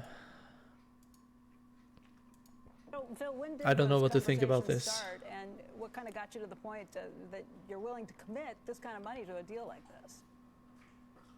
Yeah, well, as Bobby said, you know, we talk all the time about the future of this amazing business. 3 billion gamers on the planet today, people playing in all regions, creators coming from everywhere, and we're always sharing our strategy with our partners and talking to them about their feedback. And I think we've always just had a good connection with the team at Activision Blizzard about where we're trying to go. Yet at the same time, it was like was it a half a year ago? It wasn't even half a year ago, like 3 months ago. There was this post from I don't remember who the post was, but it did say that Microsoft was reevaluating their relationship with Activision Blizzard. So I think Microsoft they struck a good deal with the shares being low and everything. Honestly, this is a deal that happened pretty quickly. Like I'd say we really had some formative discussions about this specific opportunity late in the year, and we just felt like now was the right time to add the right resources and capability to both companies. Because you got the shares at a decent price. Like that's the truth. Come on, that's and with Bobby Kotick being like infamously unreputable these days. Yeah. Is now the time? Period. Because Activision shares had been down. They were down about 27% for the year to date. Exactly. An easier deal to kind of get your head around. See, even she gets it. When we look at the competitive set that's out there, we look at the importance to us at Microsoft Gaming of people playing on mobile. We look at the coming metaverse, the opportunities that we need with great IP. We really saw this as an amazing opportunity because gaming's continued growth over the years. Microsoft's big on gaming. We're continuing to invest here, and we see it as a real strong catalyst for us in the consumer categories. Bobby, there have been a series of reports in the Wall Street Journal that raise questions just about sexual harassment at the company and how it's been handled. Those reports have kind of questioned whether you've really looked into some of these reports. What would you say to that? He's gonna give us the whole spiel about inclusivity in the workplace and yada yada yada. There's gonna like the next 2 or 1 minute or 30 seconds here. That's the whole spiel about to come in here. Inclusivity, diversity. He's gonna use as many professional words as he can to get out of this, and a good on the program leader here, the commentary, to ask this question. And you can even notice as she's saying it, she's sitting like this. Well, of course, any issue of harassment or discrimination is something that I would take seriously and do. And like many companies today, we had some challenges, but we have worked through them. We are committed. I can tell you it's a focus of mine, and we continue to improve. Yeah, they worked through them because they were indicted. The culture with the expectation of being the very best, most inclusive workplace culture. Inclusive workplace. Hey, Phil, just to follow up on that, this is something that you had kind of said at the time. You put out a memo internally saying that you were concerned about these reports. My guess is you guys have looked into this and you feel good about this if you are going ahead with this deal. You know, culture is a journey for any workplace. It's something at Team Xbox we've been focused on for quite a long time. Obviously going through the due diligence process, talking to the leadership team at Activision Blizzard about the plan they're already implementing. We look forward to supporting. Yeah, I definitely think from that point of view, getting Blizzard games into Microsoft will probably be better, because I'm assuming the work culture in Microsoft is way more standardized, and they won't have the same kinds of issues there as with Activision Blizzard. Them in that plan through the closing of this deal, and then post-close. We know that the most important thing to a creative organization is that the employees feel safe, they feel heard so they can do their best work. There's nothing that's more important to us. Right. Oops. First, Bobby, it's Jim. Congratulations on a great deal for you and shareholders. Thank you very much. There's that smile again. Congratulations. Yes, Jim. Sure. Let me ask you a question. How many companies do you think are really in this business? Because a lot of people are saying big three, therefore going to be FTC issues. They're going to be concerned about concentration in gaming. At the same time, I've been saying that there's a gazillion companies in this business, and the idea that there's some sort of protection that's needed for gamers seems a little silly. How many people do you think are in the universe that are doing what you do? Look, it's a great question, and I would say one of the motivations that we had for a partnership with Microsoft is the recognition of it's a big market, but there's enormous amount of competition, whether it's Tencent, who has resources that are extraordinary and a global footprint, or Sony, or Facebook, or Amazon, or Apple, or Google, or Netflix, or Disney. When you think about the race for the metaverse and for the more influence in gaming and the gaming ecosystem, we've now seen more competition than ever before. And then if you add to that all the tools that companies like Microsoft make available, like a platform like Cloud, you now have user-generated content that's competing in this marketplace. So the competition has never been greater, and it's coming from all forms. Yeah, I don't know about the whole metaverse thing. I'm not even going to go a whole lot into it. Thanks for watching CNBC Yep. on YouTube. All right, we'll give it a like for sure. So yeah, I don't know what to think about this.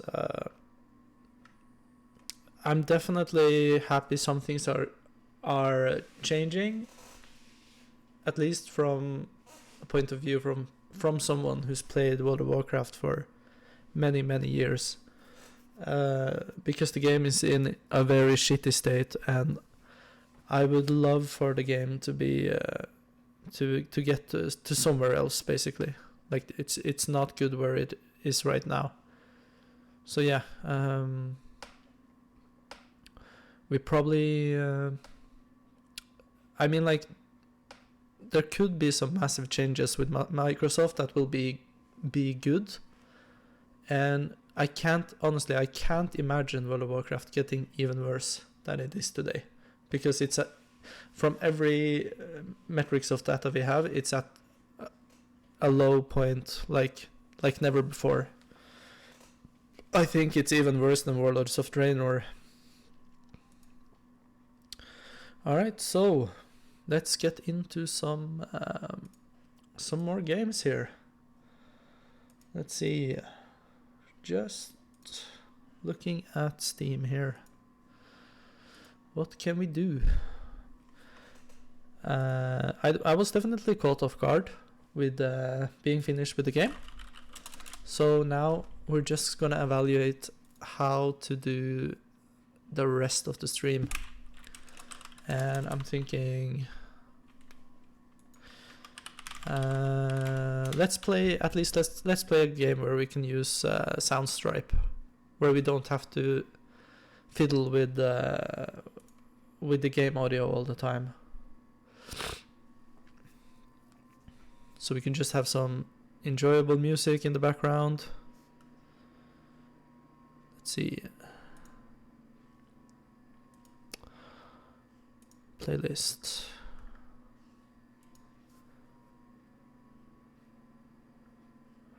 Let's see.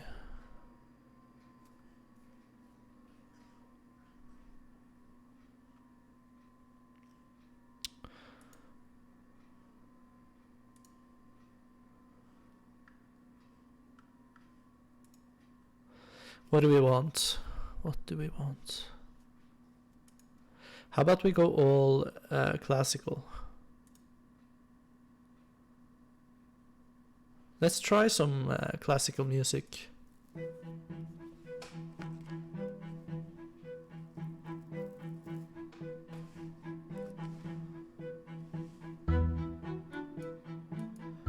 Yeah, we could definitely go with that, for sure.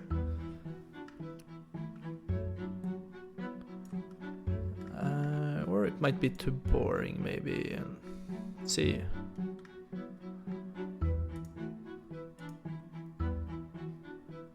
Atmospheric. Let's try this.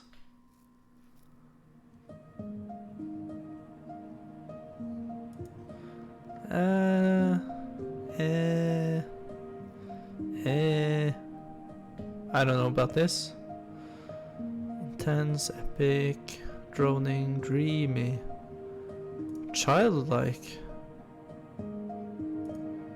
Nah. Let's look at the mood.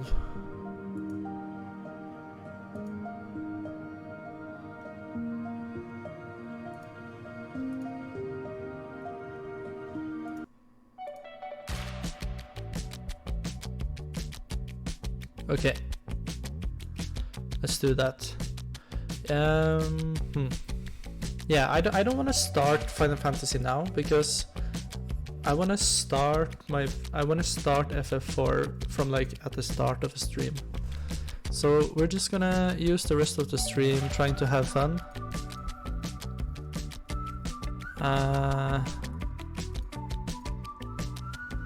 So either Fall Guys or maybe Planet Zoo.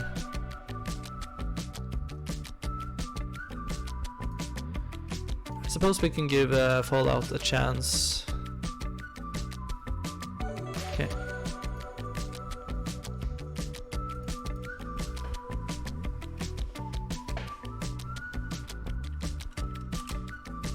Okay, so just gonna change the title yet again.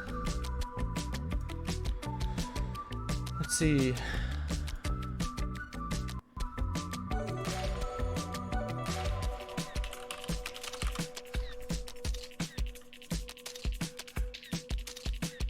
Let's see here.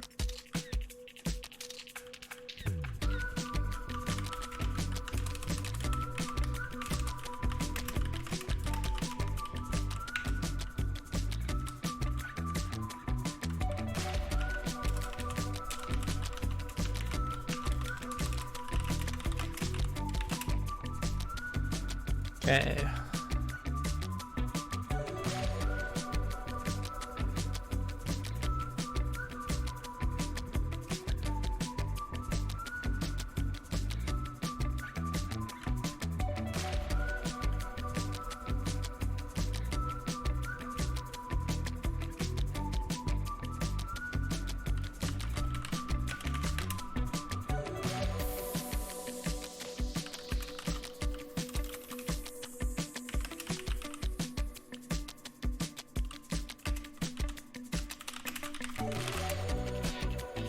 Alright, let's see. I'm just fixing my title for the rest of the stream. Let's take a look here. Okay. Alright.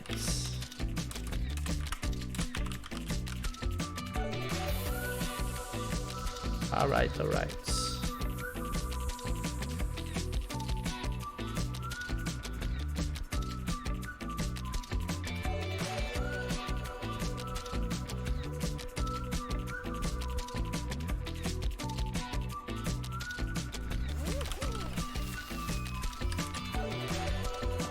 Okay, there we go. So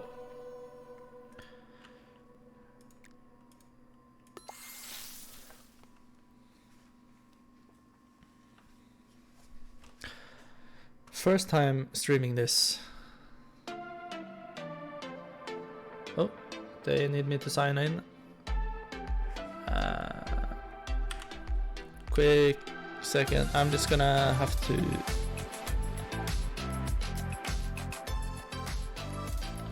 I'm gonna have to shut down the game for a second, because I need to log in.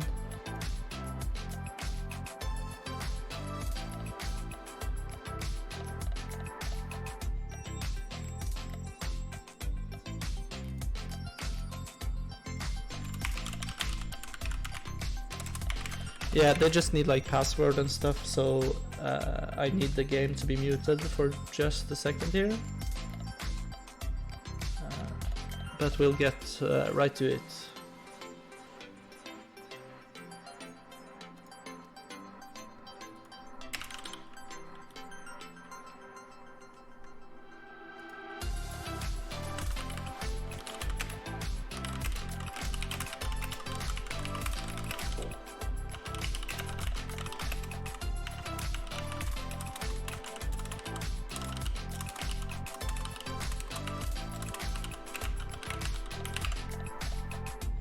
All right.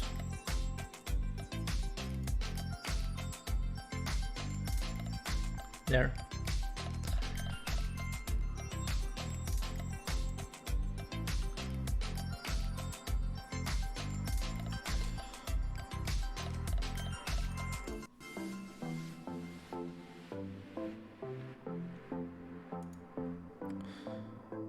Just waiting for my password.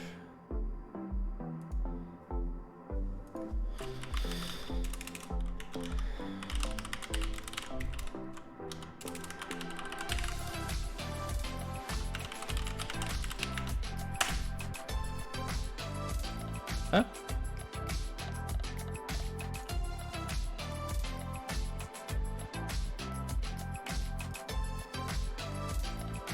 Okay.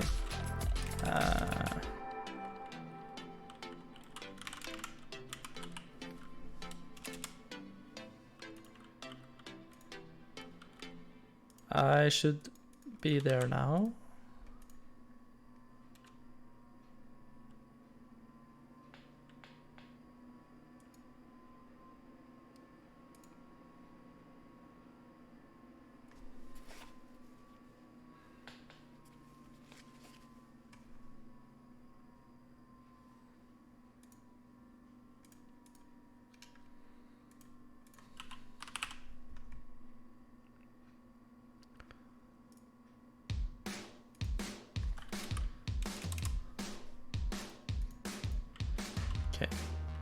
Man, they really want me to log in and all kinds of stuff here.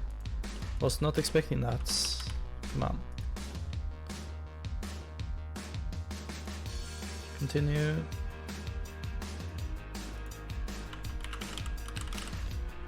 There.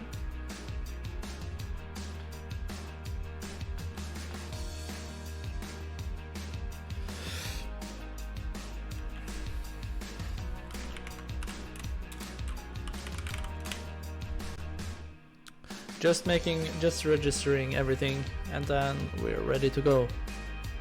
So we're gonna do Fall Guys for about 1 hour 40 minutes. Give it a good go. Let's see.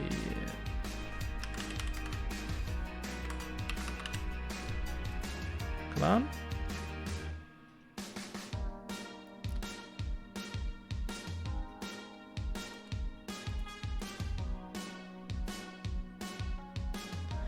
Alright, I think we finally are getting to it.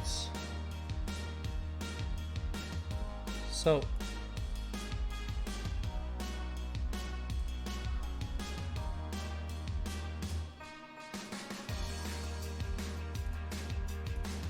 Okay, here we are. Alright.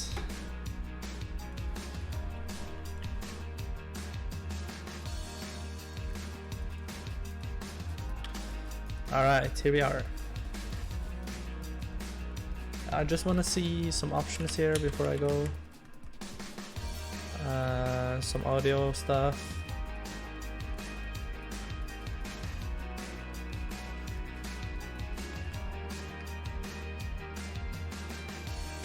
Let's see. So we want the music to be off, and then master and effects should be all the way on.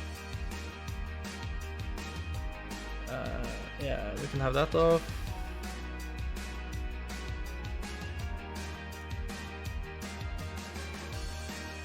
Audio and background off.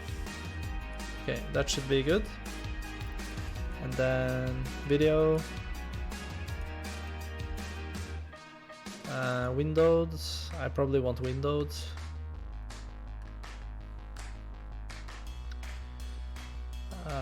Let's see.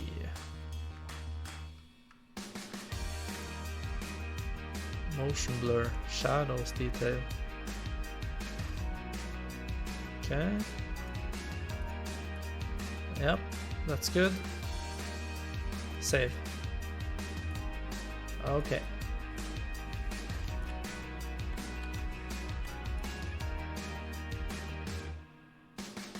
Isn't there like a borderless?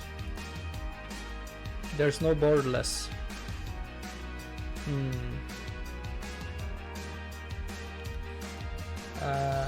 Yeah, we might just have a full then, since there's no borderless. Okay.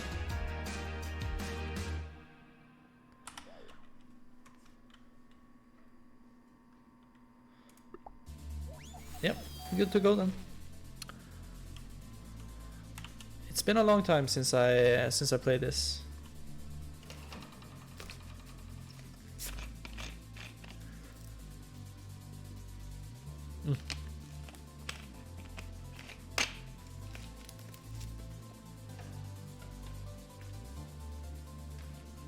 Just populating and getting ready.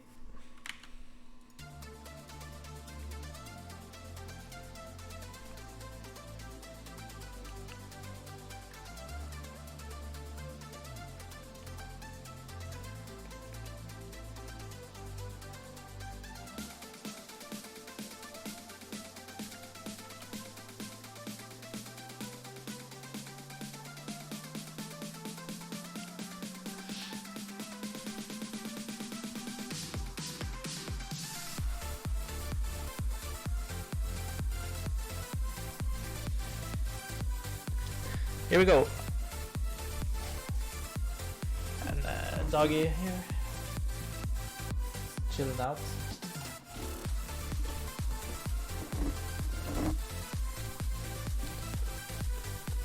Let's see.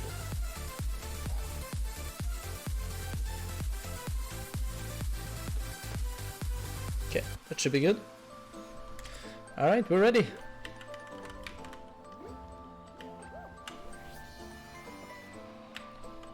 Ooh. Yeah. Nice. Uh-oh. No. No, no, no, no, no. Damn it. Come on. Man. How do I grab this? Okay. I have to use... Man, it's been so long. I'm probably not gonna make this one. Come on now. No!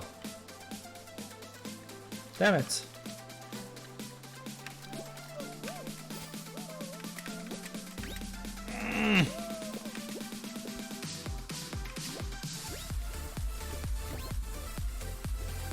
Alright.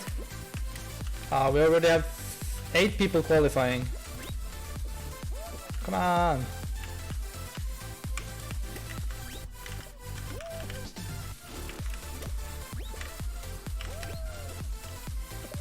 Meh.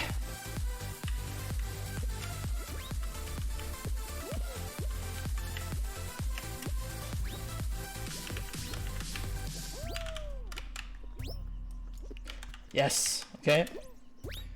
We might still make it here. Come on. Come on. No.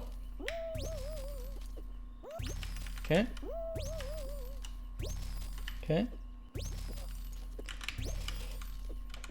Yes, come on. Alright, we're gonna on a good roll and then damn it. Come on, come on. I don't know where the music went, but I have no time for it right now. Okay, okay, okay, okay. Okay, let's see. Alright, there it is. Whew. We can still make it.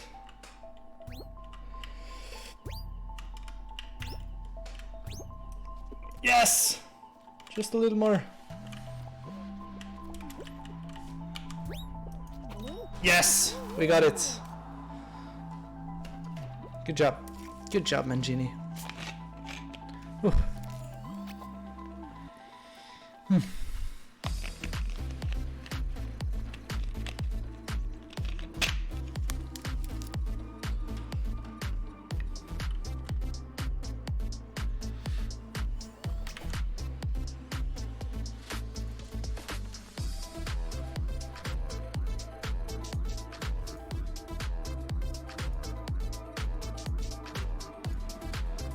All right.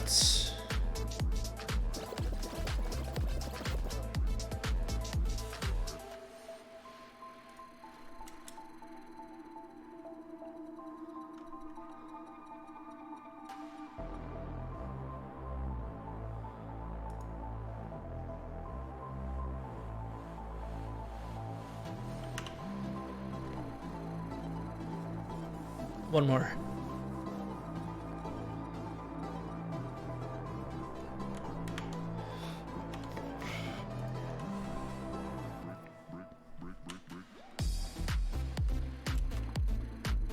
Random balance across rows of 360 seesaws to reach the finish line. Okay.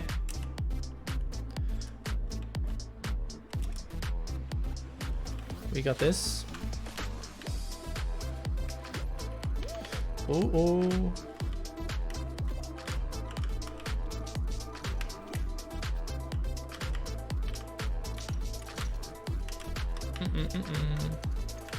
This one.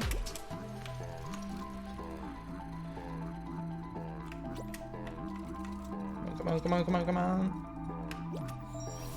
Nice.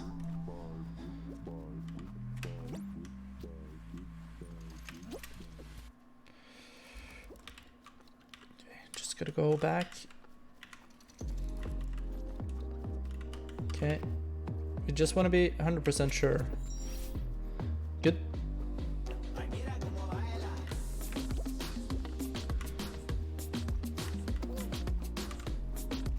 Okay. Nah. Just waiting a little bit.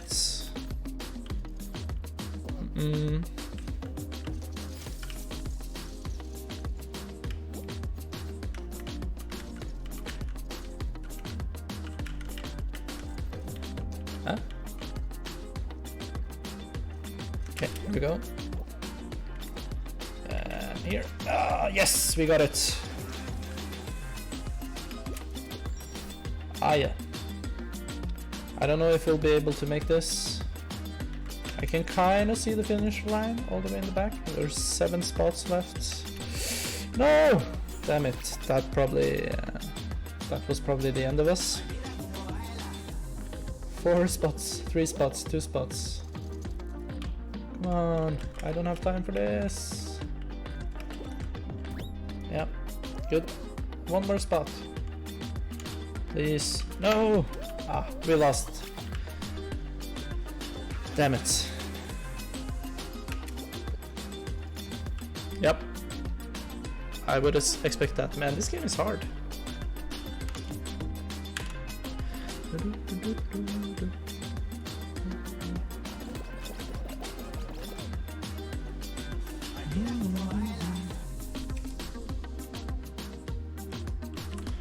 Right?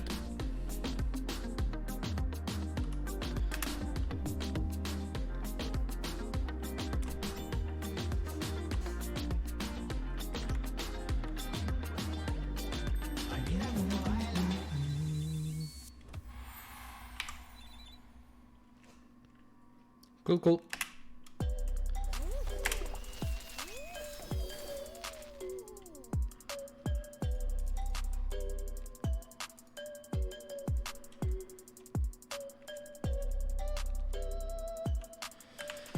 Yeah, we wanna change the music here, I think. Let's see.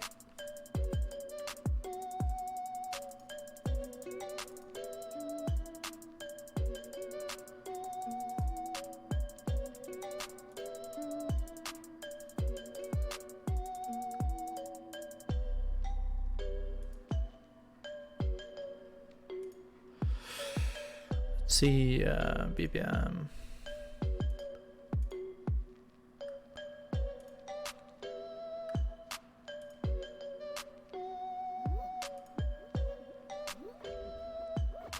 Come on, come on. Uh-oh.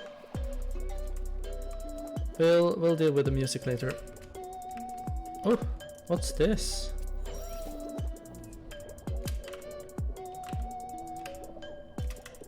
Uh-oh.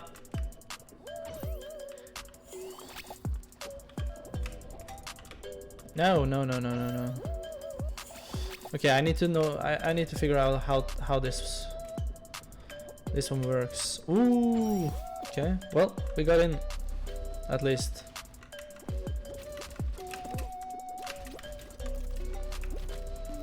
Uh-oh. Man. Tough match.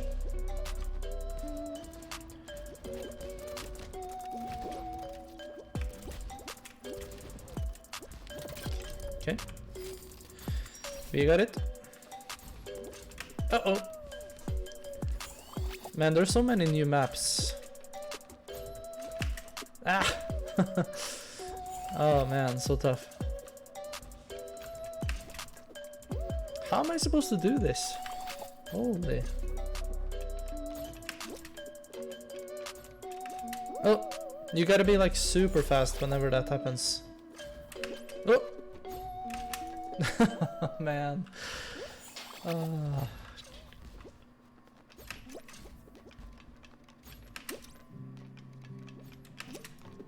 Yep. I would be really amazed if we were gonna qualify for this. But we'll see. Let's see here. I don't think we're gonna qualify. I could be wrong. How the... What is this? How do I get there? What's going on? Can I jump over? What? I don't understand this. Okay.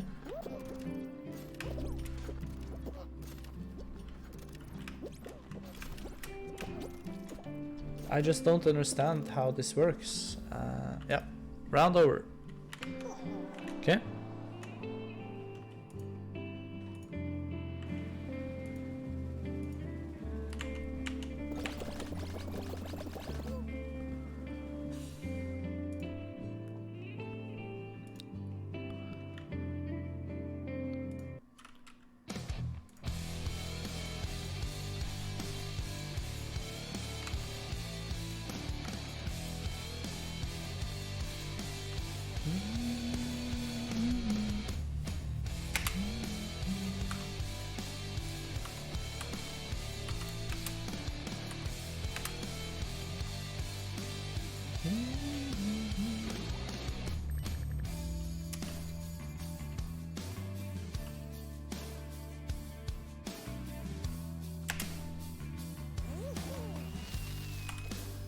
Yeah.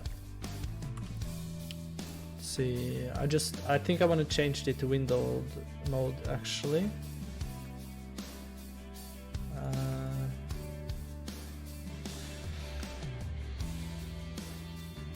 Yeah, like that. Good.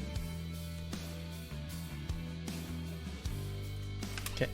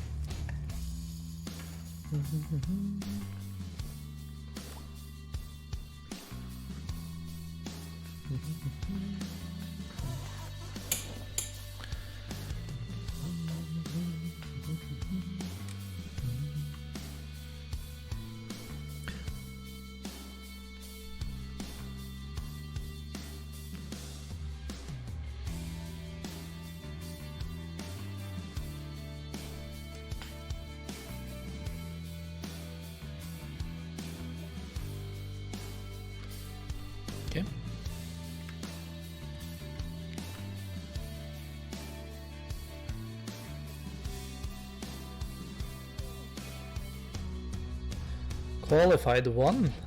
No, 42. There. Okay, good. I thought they were only going to qualify 1. That wouldn't make sense. Come on now.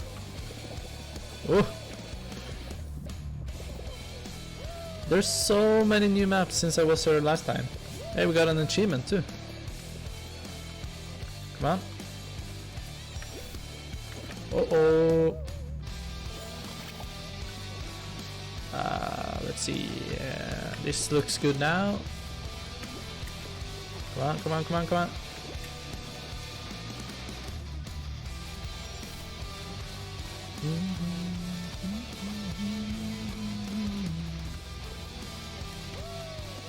Ooh. Ouch. We got it. Come on, come on, come on. Yes, we got it. Eh? Ah, okay, I understand. We have to hold here. Okay, and then jump and push. Nice.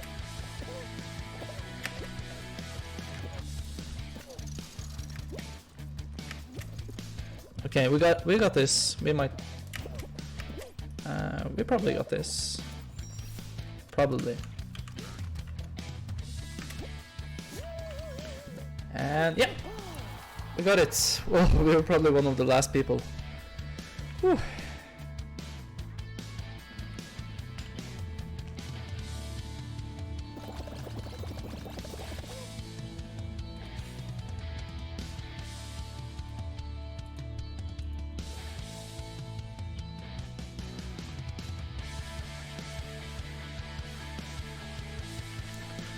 Next up is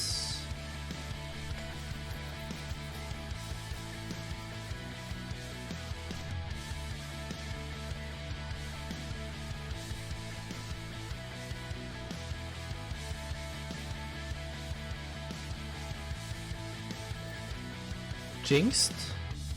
The first team to get completely jinxed are eliminated. Okay. Do I remember this one? I don't think I remember this one. Can I get unjinxed?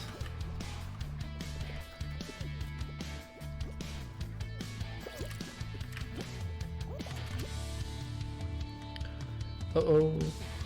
I have no idea what we're doing here.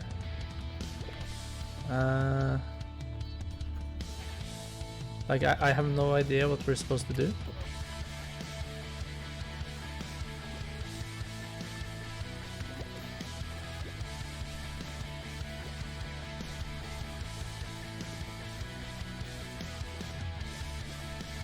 How about we just spin for now? Make the spinny stream. Spinny, spinny.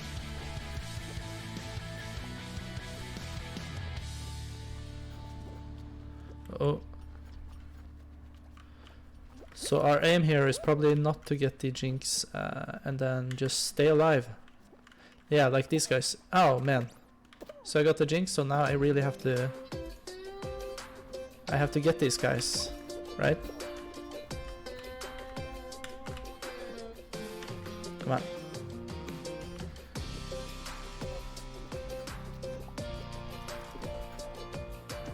Come on, come on, come on.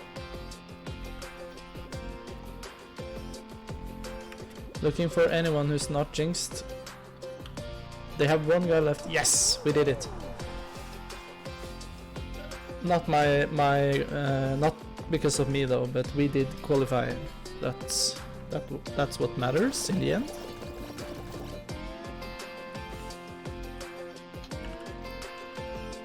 Ooh, 20 people.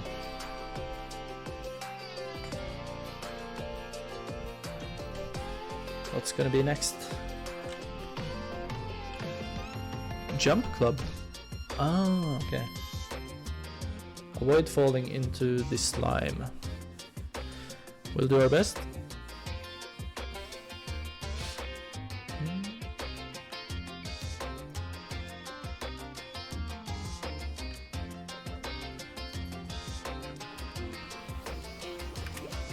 Okay.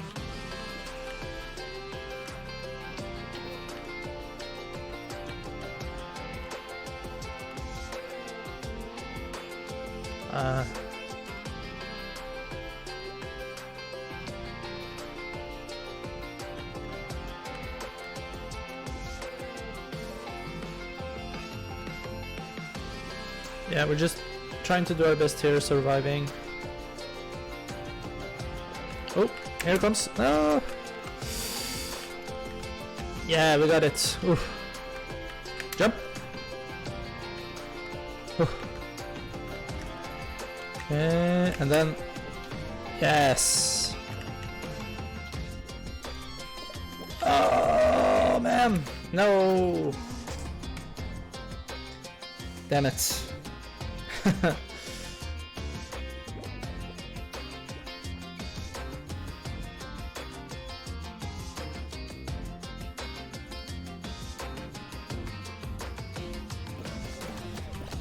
Too bad. Well, it was a good run.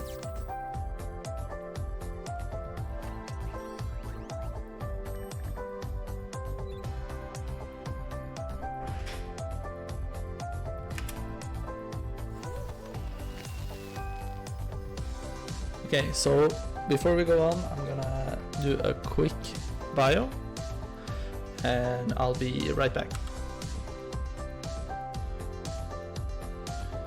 Let's see.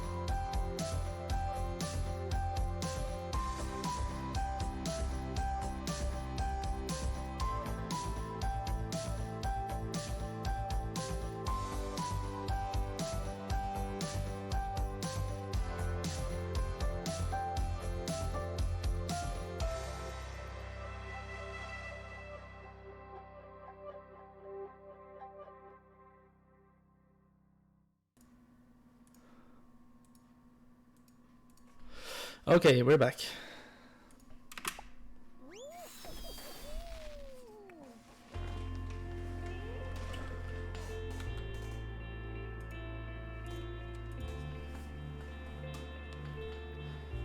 Let's get to it.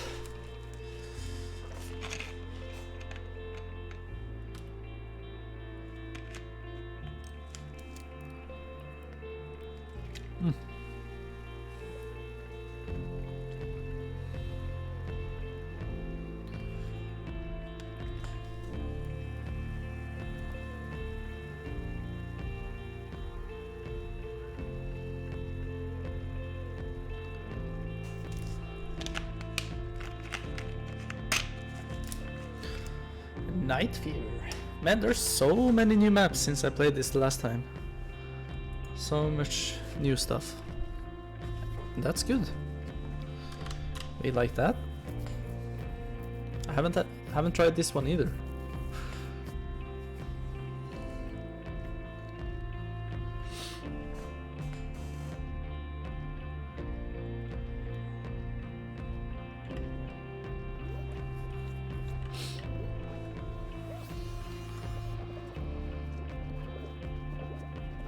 Oh. Ah, no! Damn it.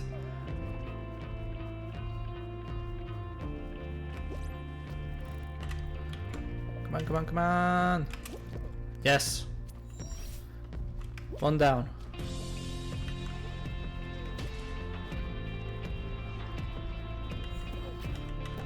Ugh. All right. No, no, no, no, no, no, no, no, no, no.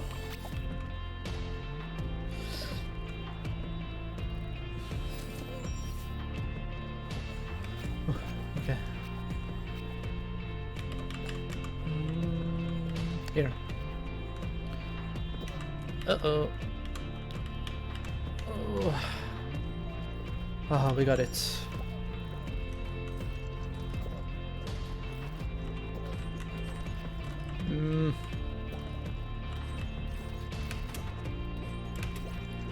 Come on. Yes, last one. We got it. Oh.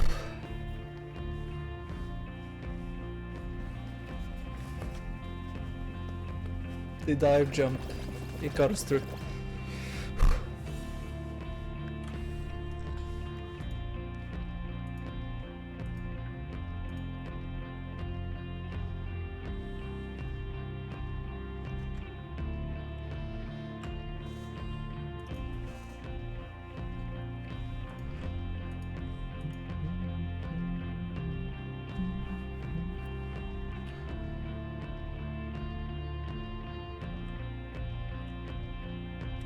Some fruit. Count the fruit. When the screens show a quantity, stand on the tile of a fruit matching that number. Okay. Count fruit. 1, 2, 3. I see, I see, I see.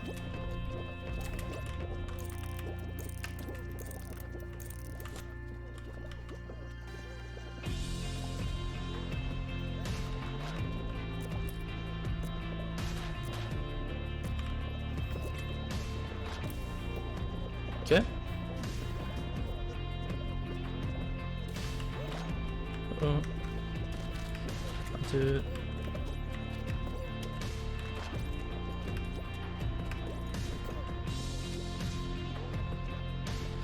One, two, three, four, 5.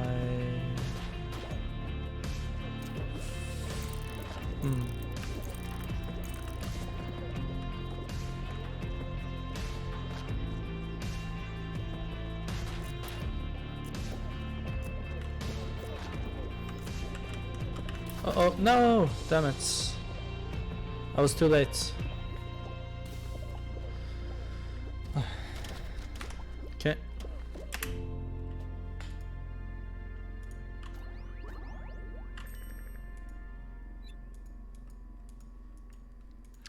It's okay.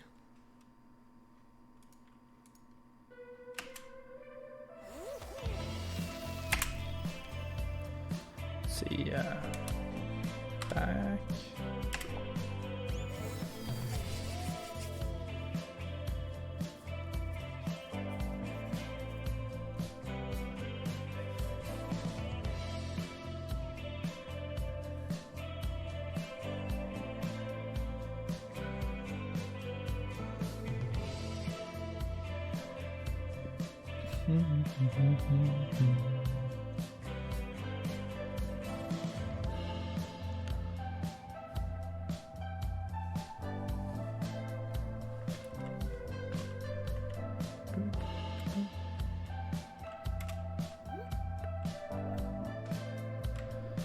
Alright, we just did this, so we know how to navigate through.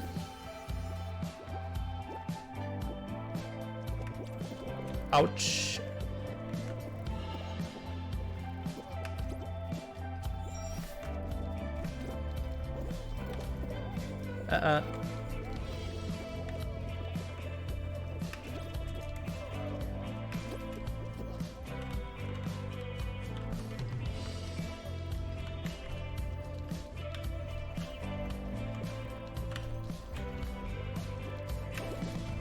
Oh, no, no, no, no, no.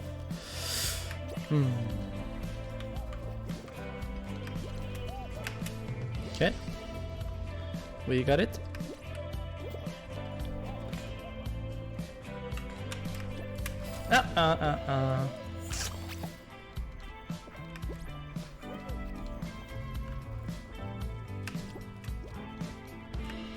No, no. Why? I'm probably not able to make it. This one. Pretty sure.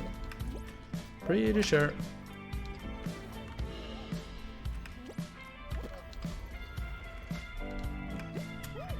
Okay. There might just be a teeny tiny hope here. You never know. Okay. I'm just gonna go head on right now, because... No! Teeny tiny chance right here.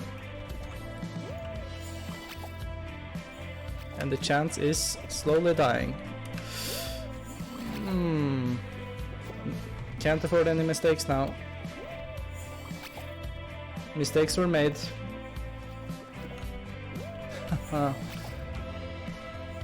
Okay. Okay. Going. Oh! We just gotta do our best. Yeah. Over and done with.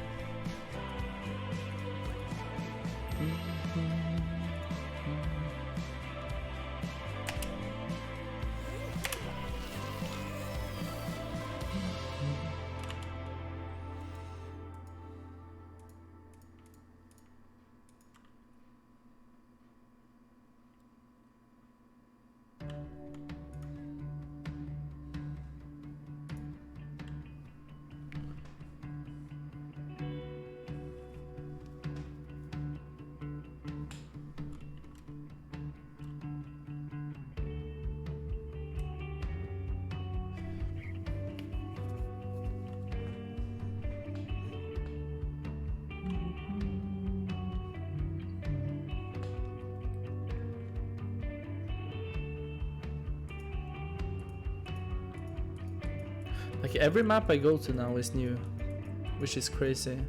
Did they remove the old maps? Because I haven't gotten a single map I've played before. Maybe they put like maps on rotation now instead of saving them?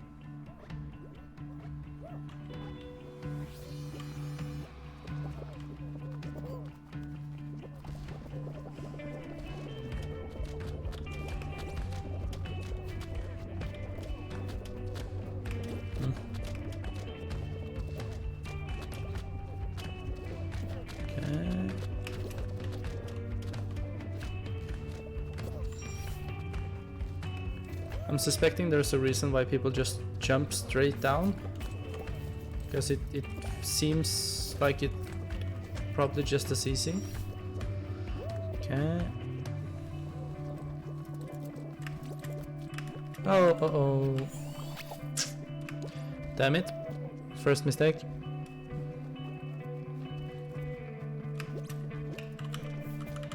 Come on.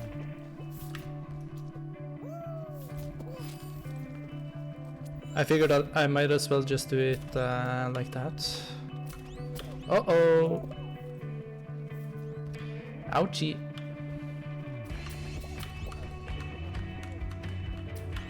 Uh-oh. Uh-oh. No. I can't afford mistakes like this. There we go. No!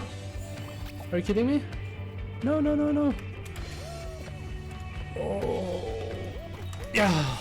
Man, it's so close every time I make it. It's crazy.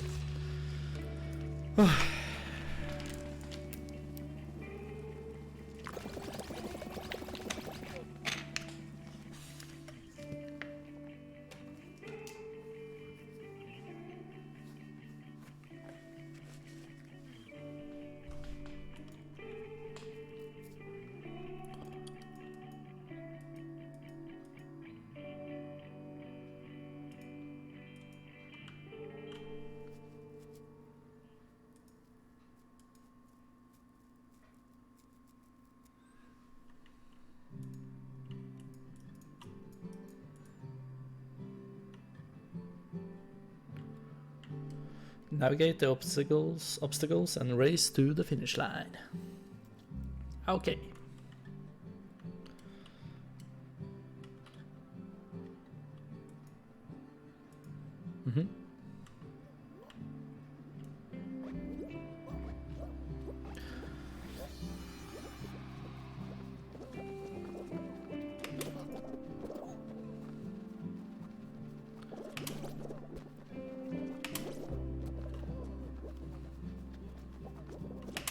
Oh, no, no, no, no, no. Ouch. Ouch.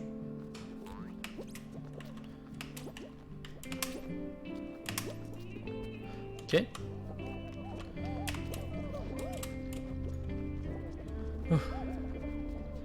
Okay. We got this.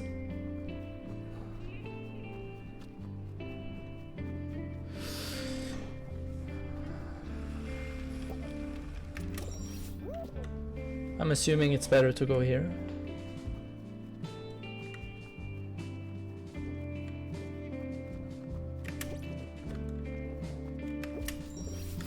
Okay.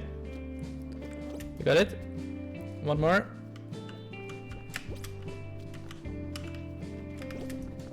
Oh, no! He stood in my way.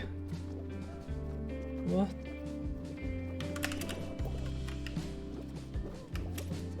Okay, we're almost there.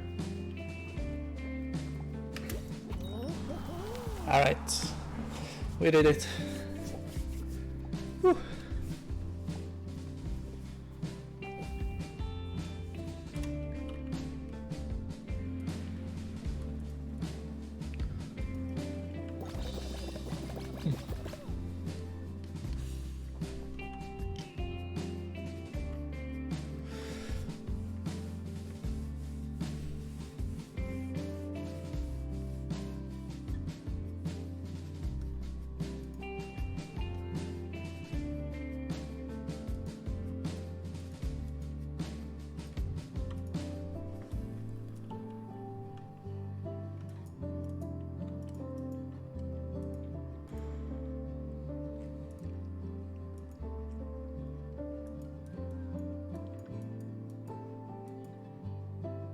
Use shift to grab and move blocks, create paths and jump along to cross walls and reach the finish line. Okay? So moving blocks here will be... Ah, this is new. So much new stuff.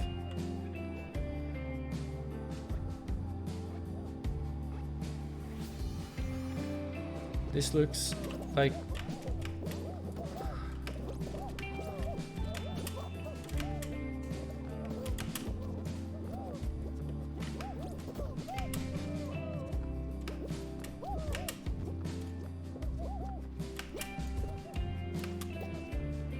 Okay.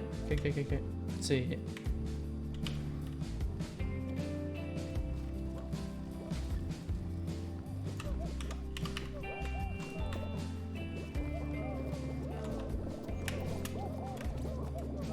Oh, man.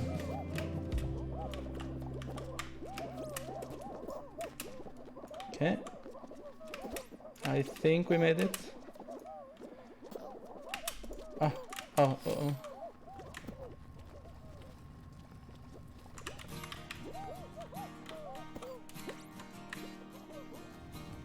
Go. Okay, we got... Oh man, I'm stuck in between.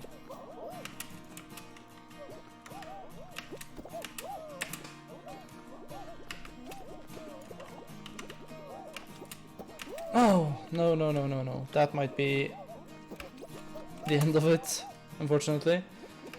11 qualified. Oh man. Okay.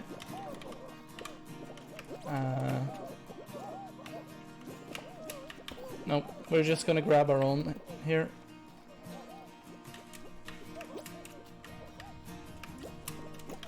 Ah, man.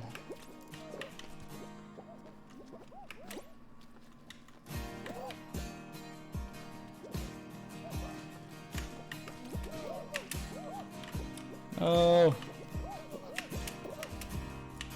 Damn it.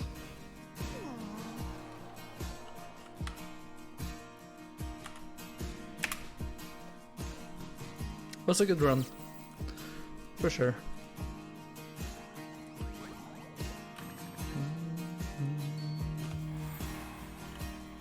Okay.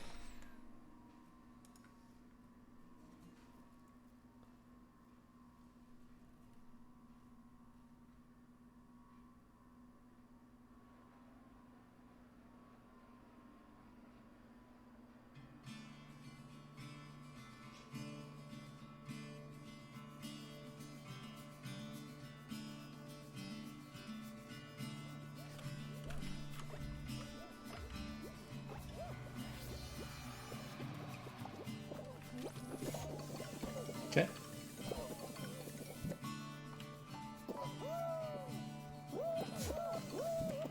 Oh. Whoa, whoa, whoa.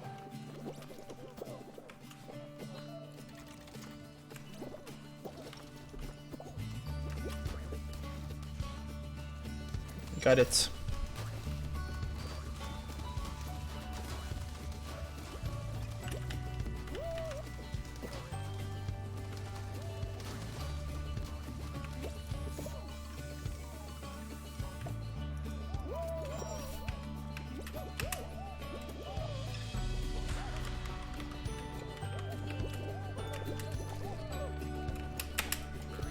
Yes. Good one. Good one. Okay. Ouch. Easy.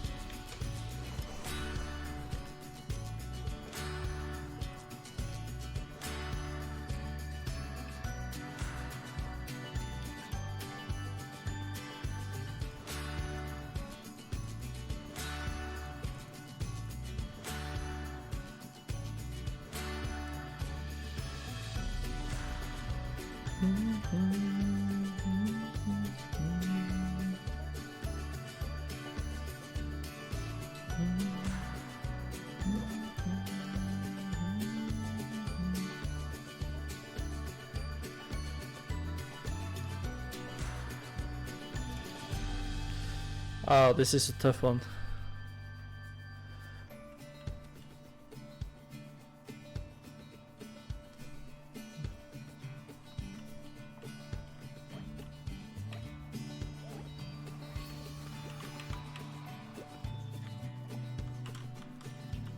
Okay. Oh, no. Already out. Damn it. Damn it.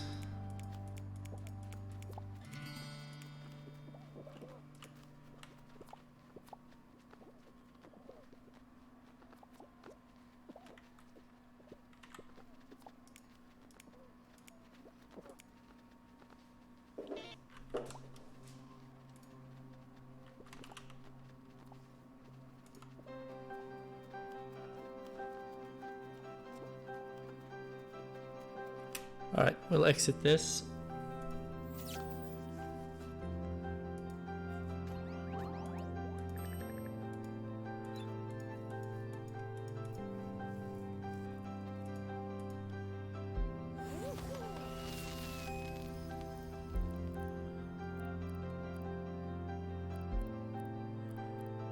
Okay, there's even new modes. Like I think it was only this whenever we played before, which was a long time ago. Let's see here.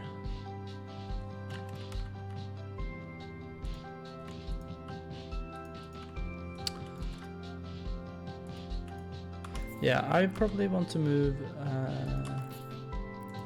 to something else. Let's see. There's gonna be a little bit of downtime while I'm figuring out what to do. See, I wanna see the queue for Final Fantasy.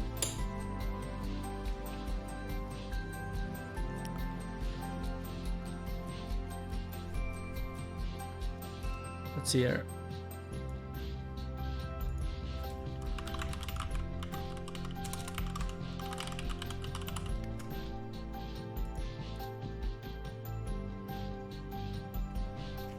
I might not even have uploaded, like, I might even need to download some stuff. Because it's been a little while since I played it. And if that doesn't work, we'll probably just do something else.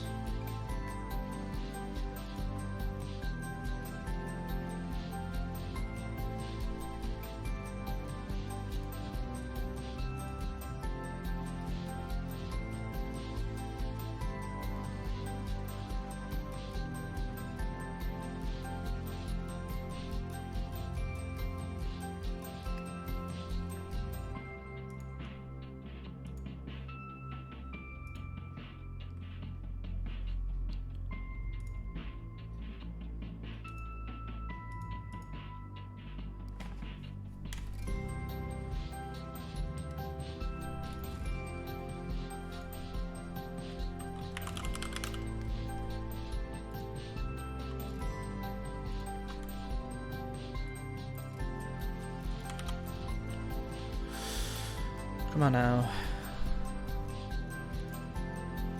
Just downloading a little bit.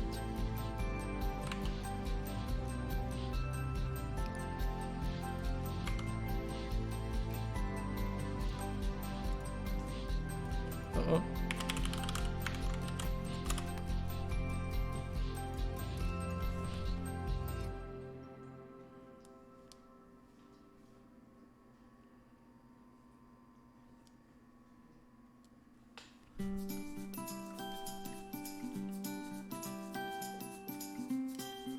Let's see, here we go.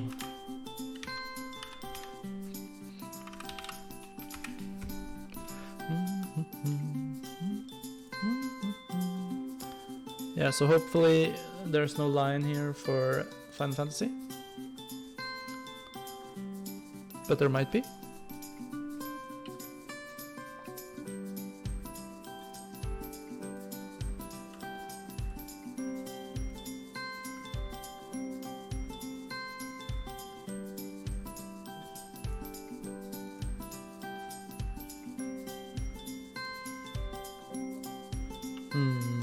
It's not showing.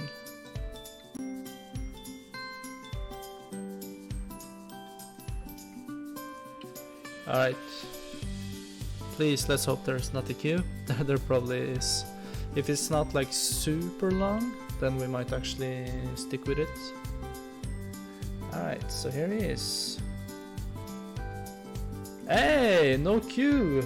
What is going on here? Okay, awesome. So we'll change our game and everything like that.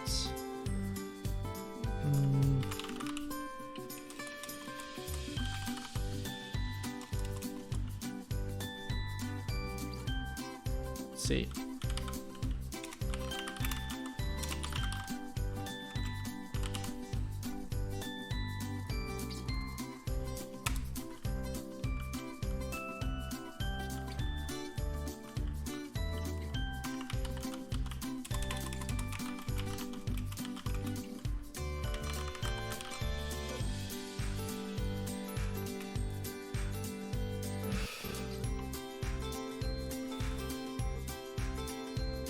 Okay, we'll end the music right there. And yeah, I'll just let that go.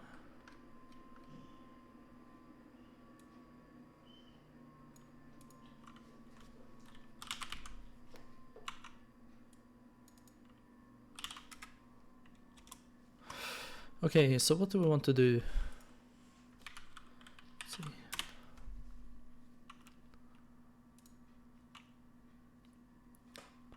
Oh, it's been so long for Final Fantasy 14 for me.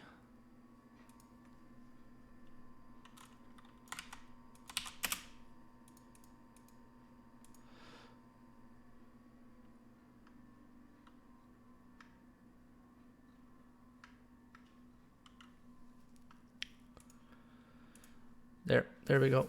So now we've updated the title, and we're gonna have to put the audio at the default.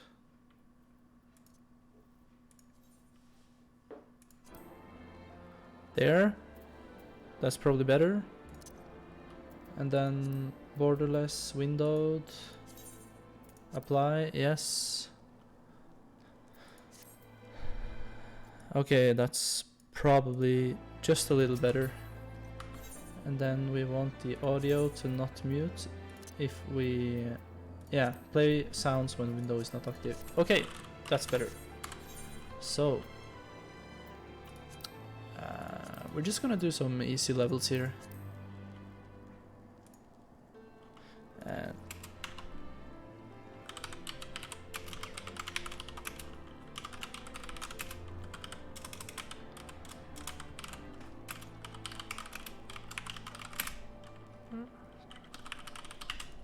okay, so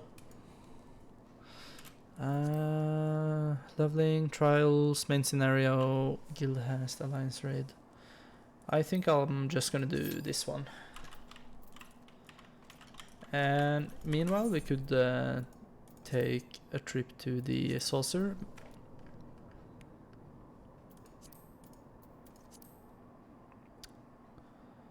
Let's see here. That would be Thanalan, I think. Yeah, here. Good.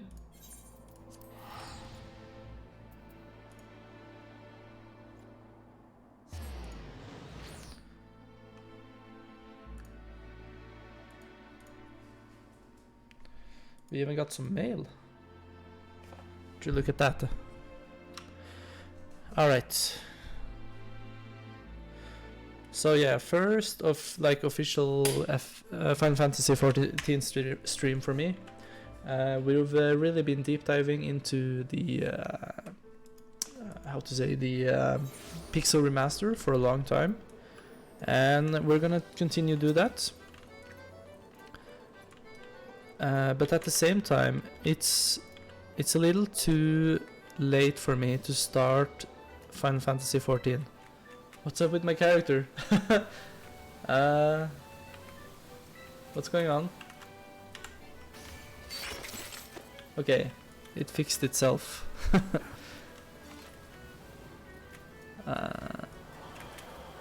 Let's see here. Yeah, real good Final Fantasy 14. Good quality.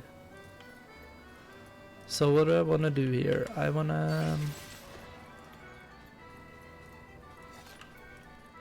find the male, the Moogle.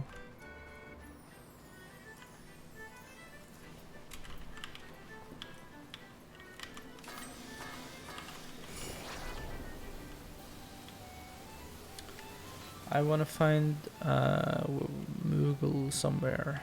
Let's see.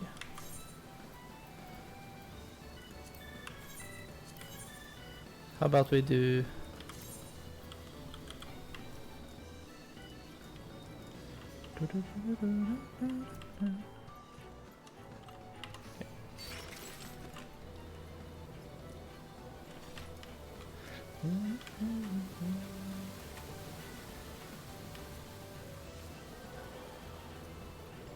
Let's take a look here. World saucer, yeah, can go here, I suppose.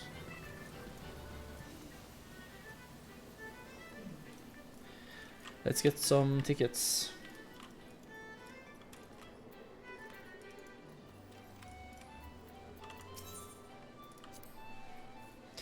Come on, come on. Drawing number 3069 of the mini cactbot is here.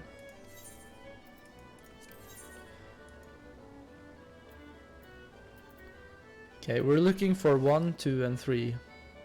So we'll try here. Okay, nothing there. So there's a 2 there.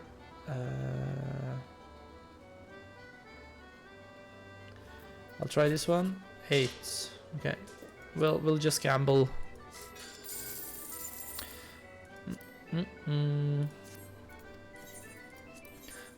Not the best one. Oh, we got a 2 immediately. Nice. Okay. Try this one. 6. 7. How about here? 3. Okay. Look at this. Damn it. I was so sure. Bad luck.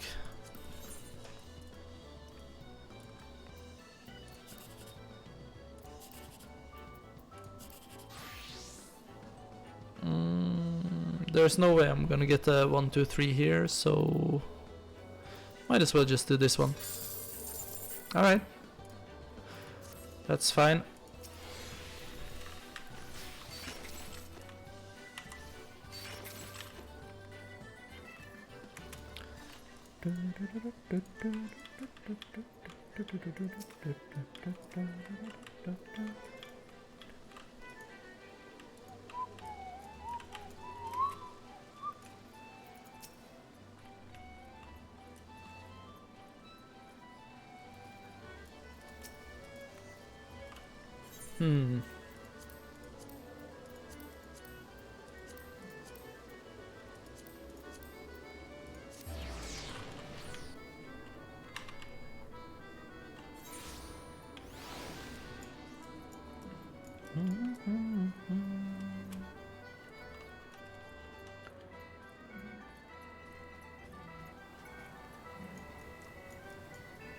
Crystal Tower. Yeah, we can do this a little bit. Get some gil, some MGP. Manderville gold points, I think it's called. You have a new letter. Is there any way I can find the Moogle here? Gatekeeper. No, I don't want to wish that gate. To join that gate. Are there no Moogles here? There's an employee there. Repairs, trader.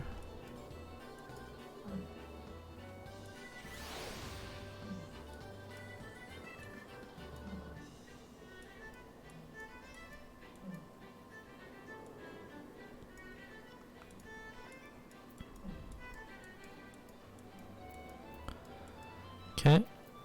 How about we just return to the foundation then?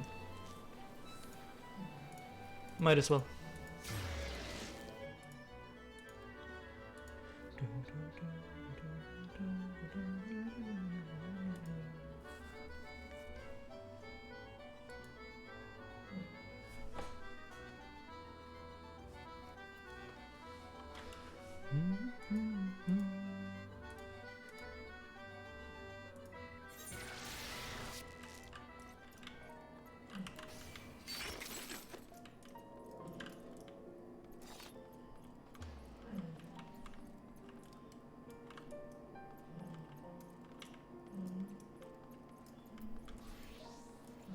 Skywatcher manufacturer shop.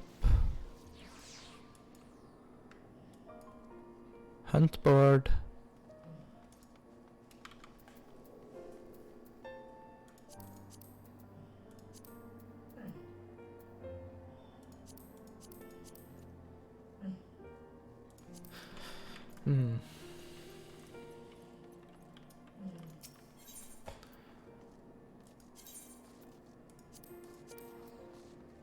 There's one. Okay, so last vigil then.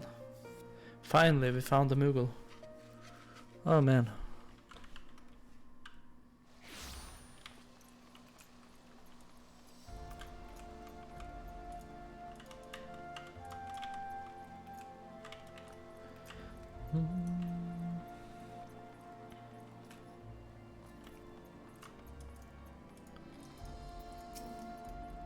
Now, let's see our letter.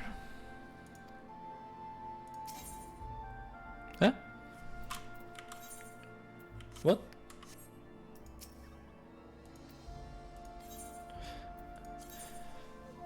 Thank you for playing Final Fantasy XIV. Enclosed is a 4-piece set of Tantalus attire. Be your own canary. Okay.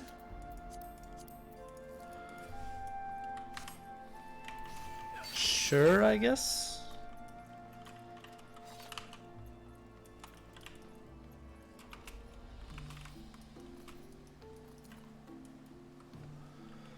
Let's see here. Actually, I want to move it. Yeah, like right here.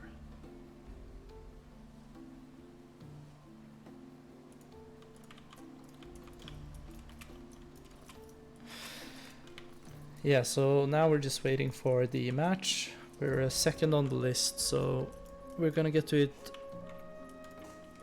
very soon.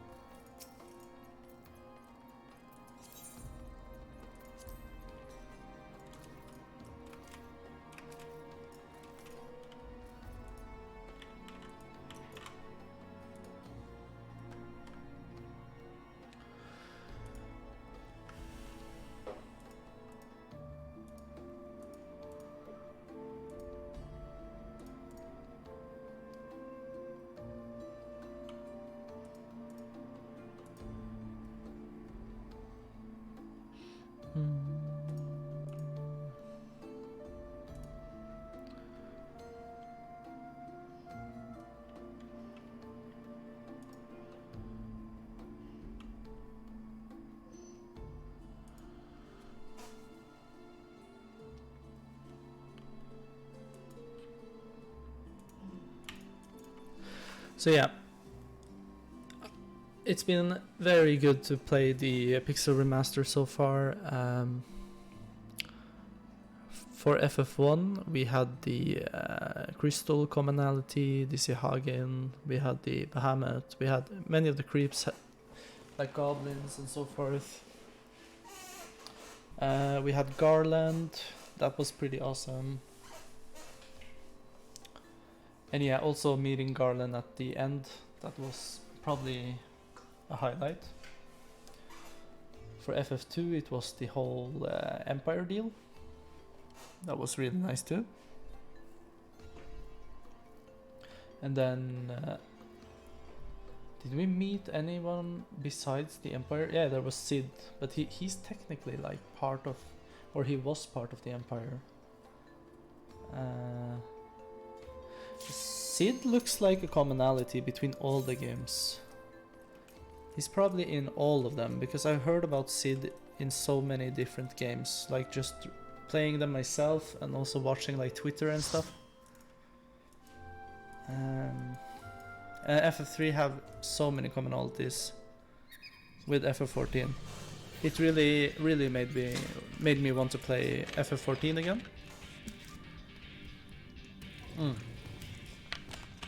And yeah, this is my first dungeon in like more than a month. So it's been a long time going since I did this. And yeah, I might just play like crap, but that doesn't matter. We're just gonna enjoy ourselves and get right through it. So, going in the tiny entrance here. Oh, so many flash. So flashy.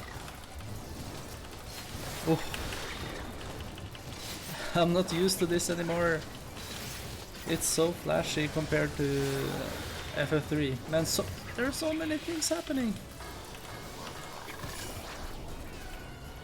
You know, I like... And this is something, whenever you played like 8-bit games for a long time, and you get back to an MMORPG, it's kind of messing with your eyes a little bit, because... Yeah, there's just so much going on. Like look at that stuff. Look at all the effects. Okay. There's a giant here. You gotta get the giant. And yeah. Looks like the tank doesn't care. He just wanna go. You just wanna go and go and go.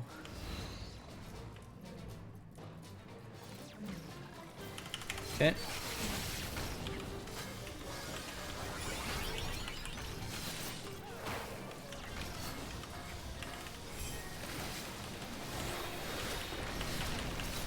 Alright. Should be getting over the bridge. Here we go. Just spamming Death Blossoms because I don't know what else to do.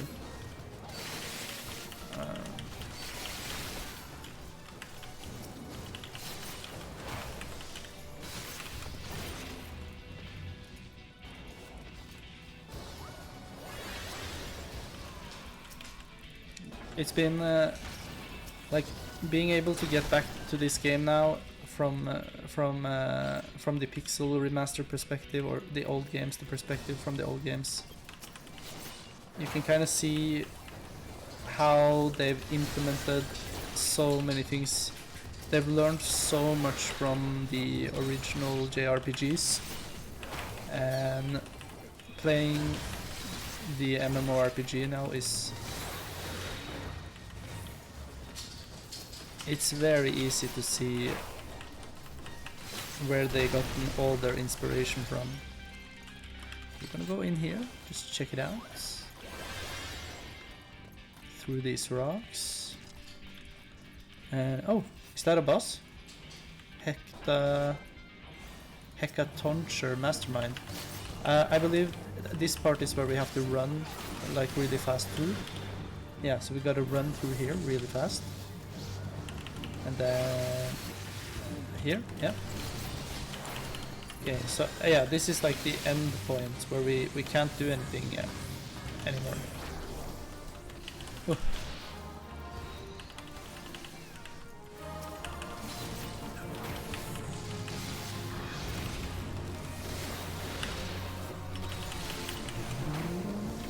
Oh, I really miss the music now from this game.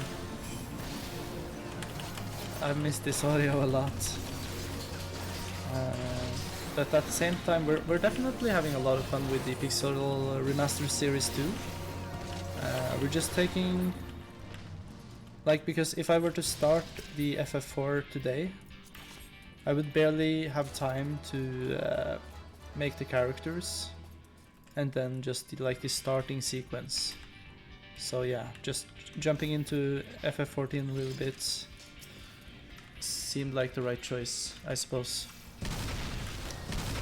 So, ooh, some explosions here going on. I think we wanna deal damage to this rock. Or is there something else? Oh!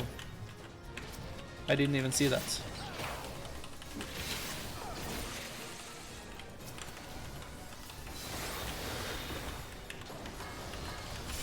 Okay.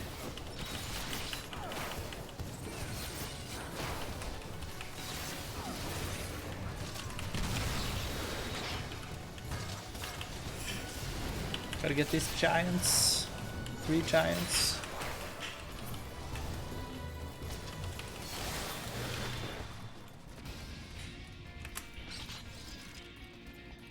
Treasure cover. Let's get it. Yeah, I'm just gonna greed. We're level 70 at this point, so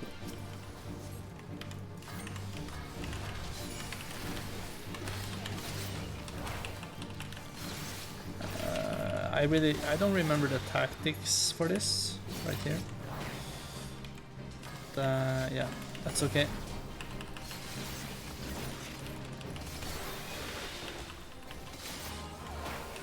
I think he spawns some stuff that you gotta deal with.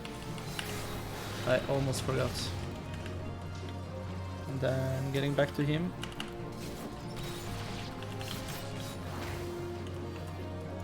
Okay. Ouch.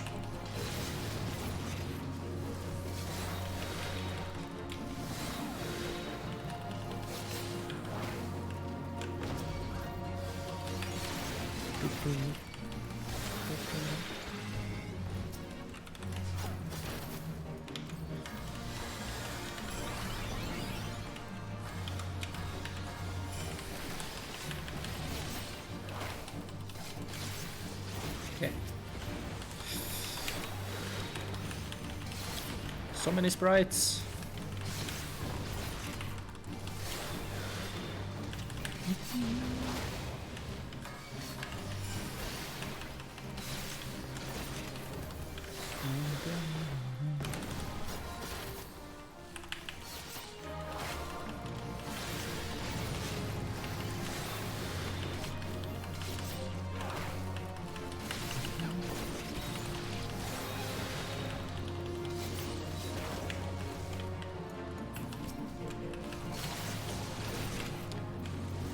And this boss is tanky.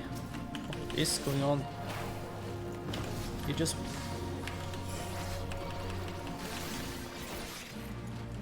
Okay.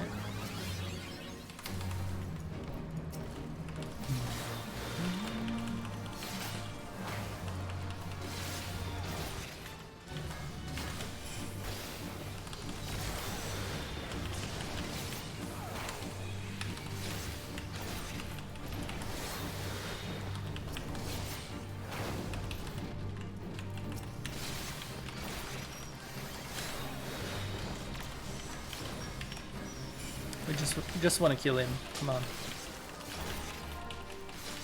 He's taking forever. I don't even care about the ads now. I just want to get him down.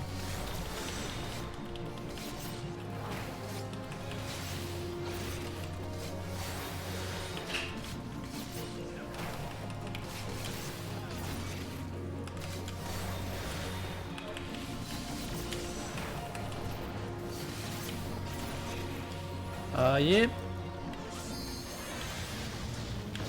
Wait. Oh yeah, there's Biggie. I totally forgot. Man, it's been a long time since I did this.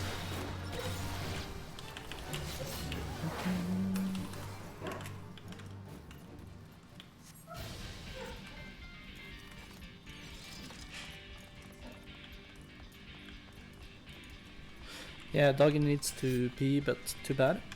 I'm in a dungeon, so she's gotta endure for now. Just following the frogs, as the frogs are following the tank. Getting some damage here. Nice. Yeah, I tend to, whenever I don't feel in control of the situation, I just tend to spam Death Blossom. As long as there's enough minions at least. Just try to not stand in shit and then Death Blossom. Ooh. Okay. Yeah, I can hear you. We just need to finish this. Alright. There's just one boss left. And these giants. So it's gonna be your turn soon, Doggy.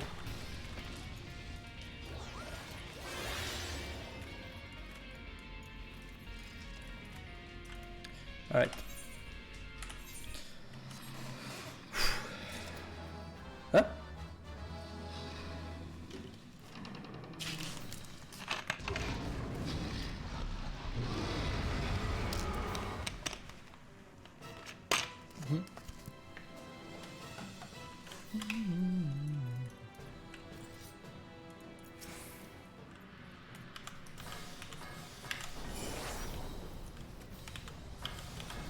Yeah, it's been so long since I did this, so don't remember exactly what we're supposed to do here, but yeah, the worm, okay. And then there's the rock.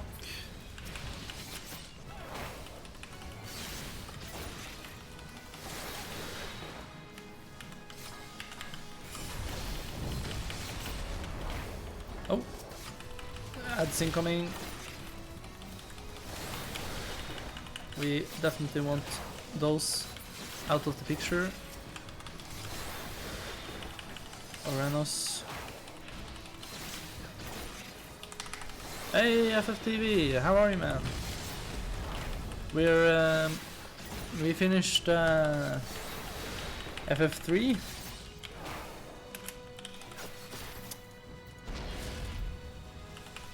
How's it going, bud? Good to see you.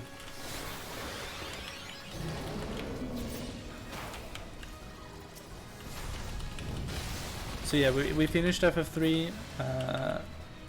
We've still sleepy. All right. Well, let me help you with that. Let me show you some gameplay, some high-end gameplay right here. Level 50 hard dungeons. What adjustments was made for COD? 10 levels. Yeah. Yeah. So what we did was we watched a YouTube video about the birth of Final Fantasy, and this is a long movie. It's like an hour long. I just linked it to the chat. So yeah, from a perspective of someone who's only been into the game or the universe for 6 months, watching that was very interesting, and yeah, just being able to see how it all started, how all the important, like the developers and everything, how they got together, how they got to know each other. Small things like that. It was very interesting, and while we did that, I also had a small frame of grinding FF3, because I didn't really want to just grind and do nothing else, because that would feel kinda tedious and boring. So yeah, we watched that movie while I grinded, so I grinded 10 levels, and then we went back to Cloud of Darkness, and we beat him first attempt with everyone at level 60. And it was still a really close call. Like we had to spend 2 elixirs, but basically because we had more MP, we had more health, we had more damage, we just had a little bit more of everything. And so after I spent my last elixir and I thought we were about to die, he just suddenly dropped. He dropped dead, and it was so surprising. So yeah, at that point I didn't really want to start FF4, because I wasn't in the mood to start a whole new game, and I still had like 2 hours of the stream. So I did a little bit reaction to Microsoft buying Activision Blizzard, and then we played some Fall Guys for about 30 minutes, and the last 30 minutes we've been playing Final Fantasy 14. So yeah, it's been an interesting stream. It's been a lot of different things today. Like I've been changing games a lot, and also watching 2 different YouTube videos. So in terms of content, there was a lot of content, different content today. And I suppose, since I told you, that's actually as well a recap of the whole day. So yeah. So my doggy didn't get her trip today because I was a little bit tired after work and I didn't have the energy. So we're gonna end a little bit earlier, like 15 minutes earlier, because she needs to have she needs to walk a little bit before she sleeps. But yeah, otherwise I've had a good stream, and we'll start tomorrow off with Final Fantasy IV. And yeah, 1 month of streaming. No worries. Yeah, it's fine. We've been streaming a whole month now. Time has really flied by, and we're halfway through the games I had planned. Now actually comes the part where I have to plan ahead, because I've only had like this. I've had this thing in my mind to do Final Fantasy 1 to Final Fantasy 6, and we're almost at the point where I'm gonna have to plan more because I'm soon out of content.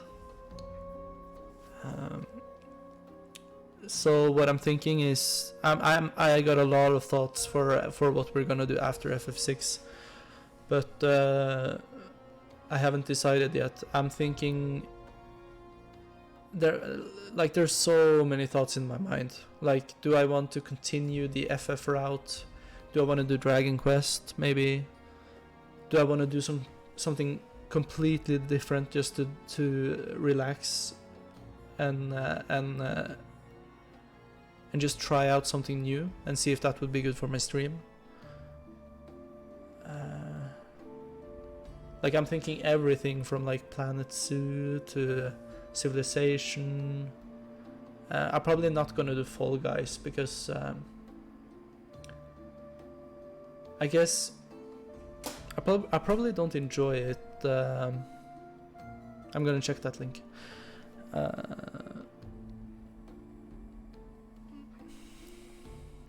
Alright, let's see here. It was made by you? Ah, nice. Ooh. So much Final Fantasy here.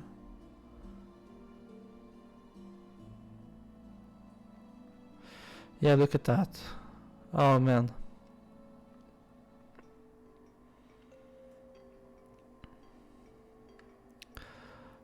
Man, this is so much. I probably won't do all these games. Yeah, probably won't do all these games, but impressive list, I gotta say. Super impressive. That you did this, that you put the time and effort, and oh man, you have so much archived as well. Holy moly. Super impressive.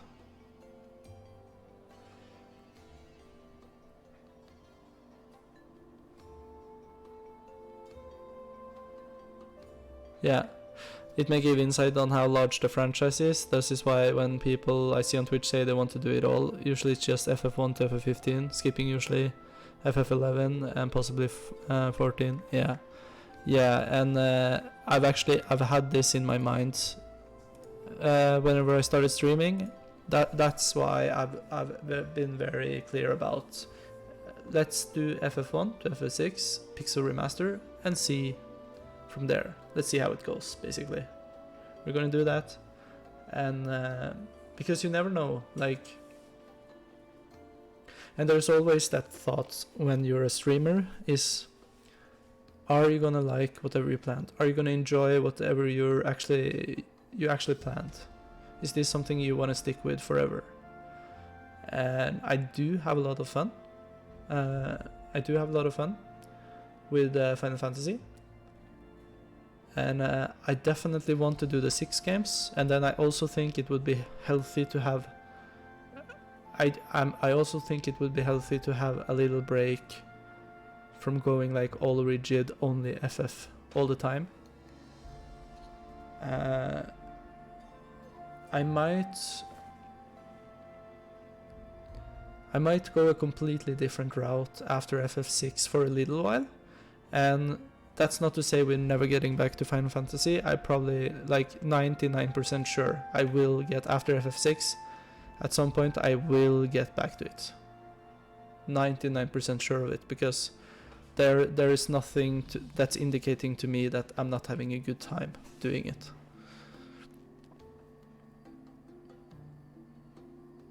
Despite my bias with FF, I would have to recommend to pull away from the series and not burn out, even if it means to step away for even years or forever, so long as staying would leave them to not really appreciate the games.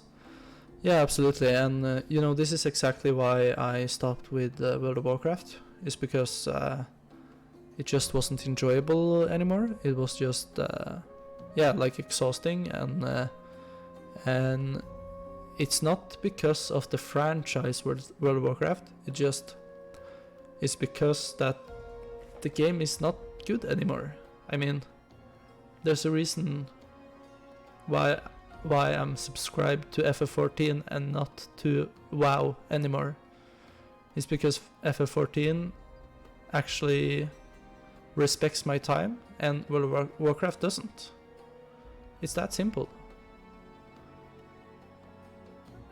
So yeah, but I'm very excited that Microsoft bought Activision Blizzard, and I'm very excited to see what they did with World of Warcraft and what they're gonna do with World of Warcraft. I definitely thought that I wouldn't, that I wouldn't ever play World of Warcraft again. But since the franchise as a whole has been bought by another company, that means there might be some huge swings. And maybe it's like really further down the line we might have to check it out again. But yeah, for now we're very much enjoying here Final Fantasy and all of that. So I'm very content. I'm very happy about that. It's been so great for me personally to get away from WoW, and I'm looking forward to doing this a long time. And then whenever I'm done with FF6, I think it would be cool to like just do like Planet Zoo for like a week. Just build like a huge zoo and make like tons of caves for animals and stuff like that. Just something very casual, very relaxing. A game where I could just talk and without being consumed in lore. So yeah, I have a lot of thoughts about where to go next. But I definitely feel like at that point, whenever I get FF6 done, that's probably gonna be like a small break from the FF universe, like a week or so, and then I really want to do FF7 somewhere along the way. I have to do FF7 because I get like 5 Tifa Twitters every day, and I don't even know who it is.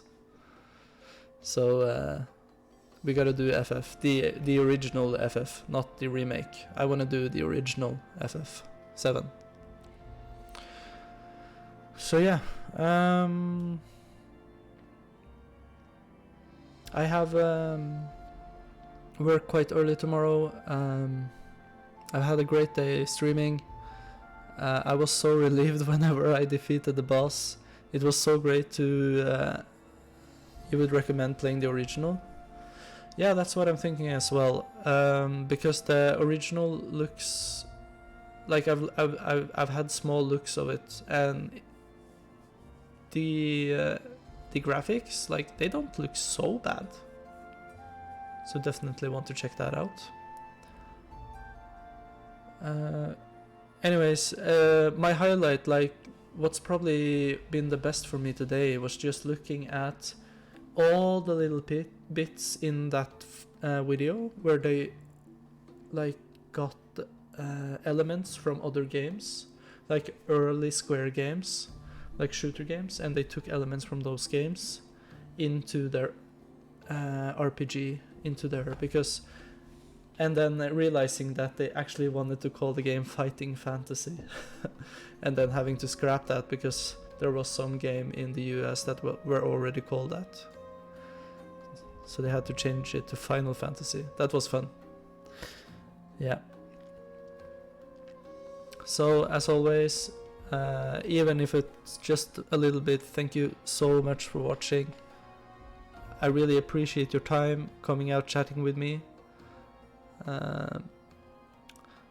While I may not be able to see streams much anymore given our shifting time schedule, message me on Discord if there's anything FF and I'll see what I can do. Yeah, absolutely. And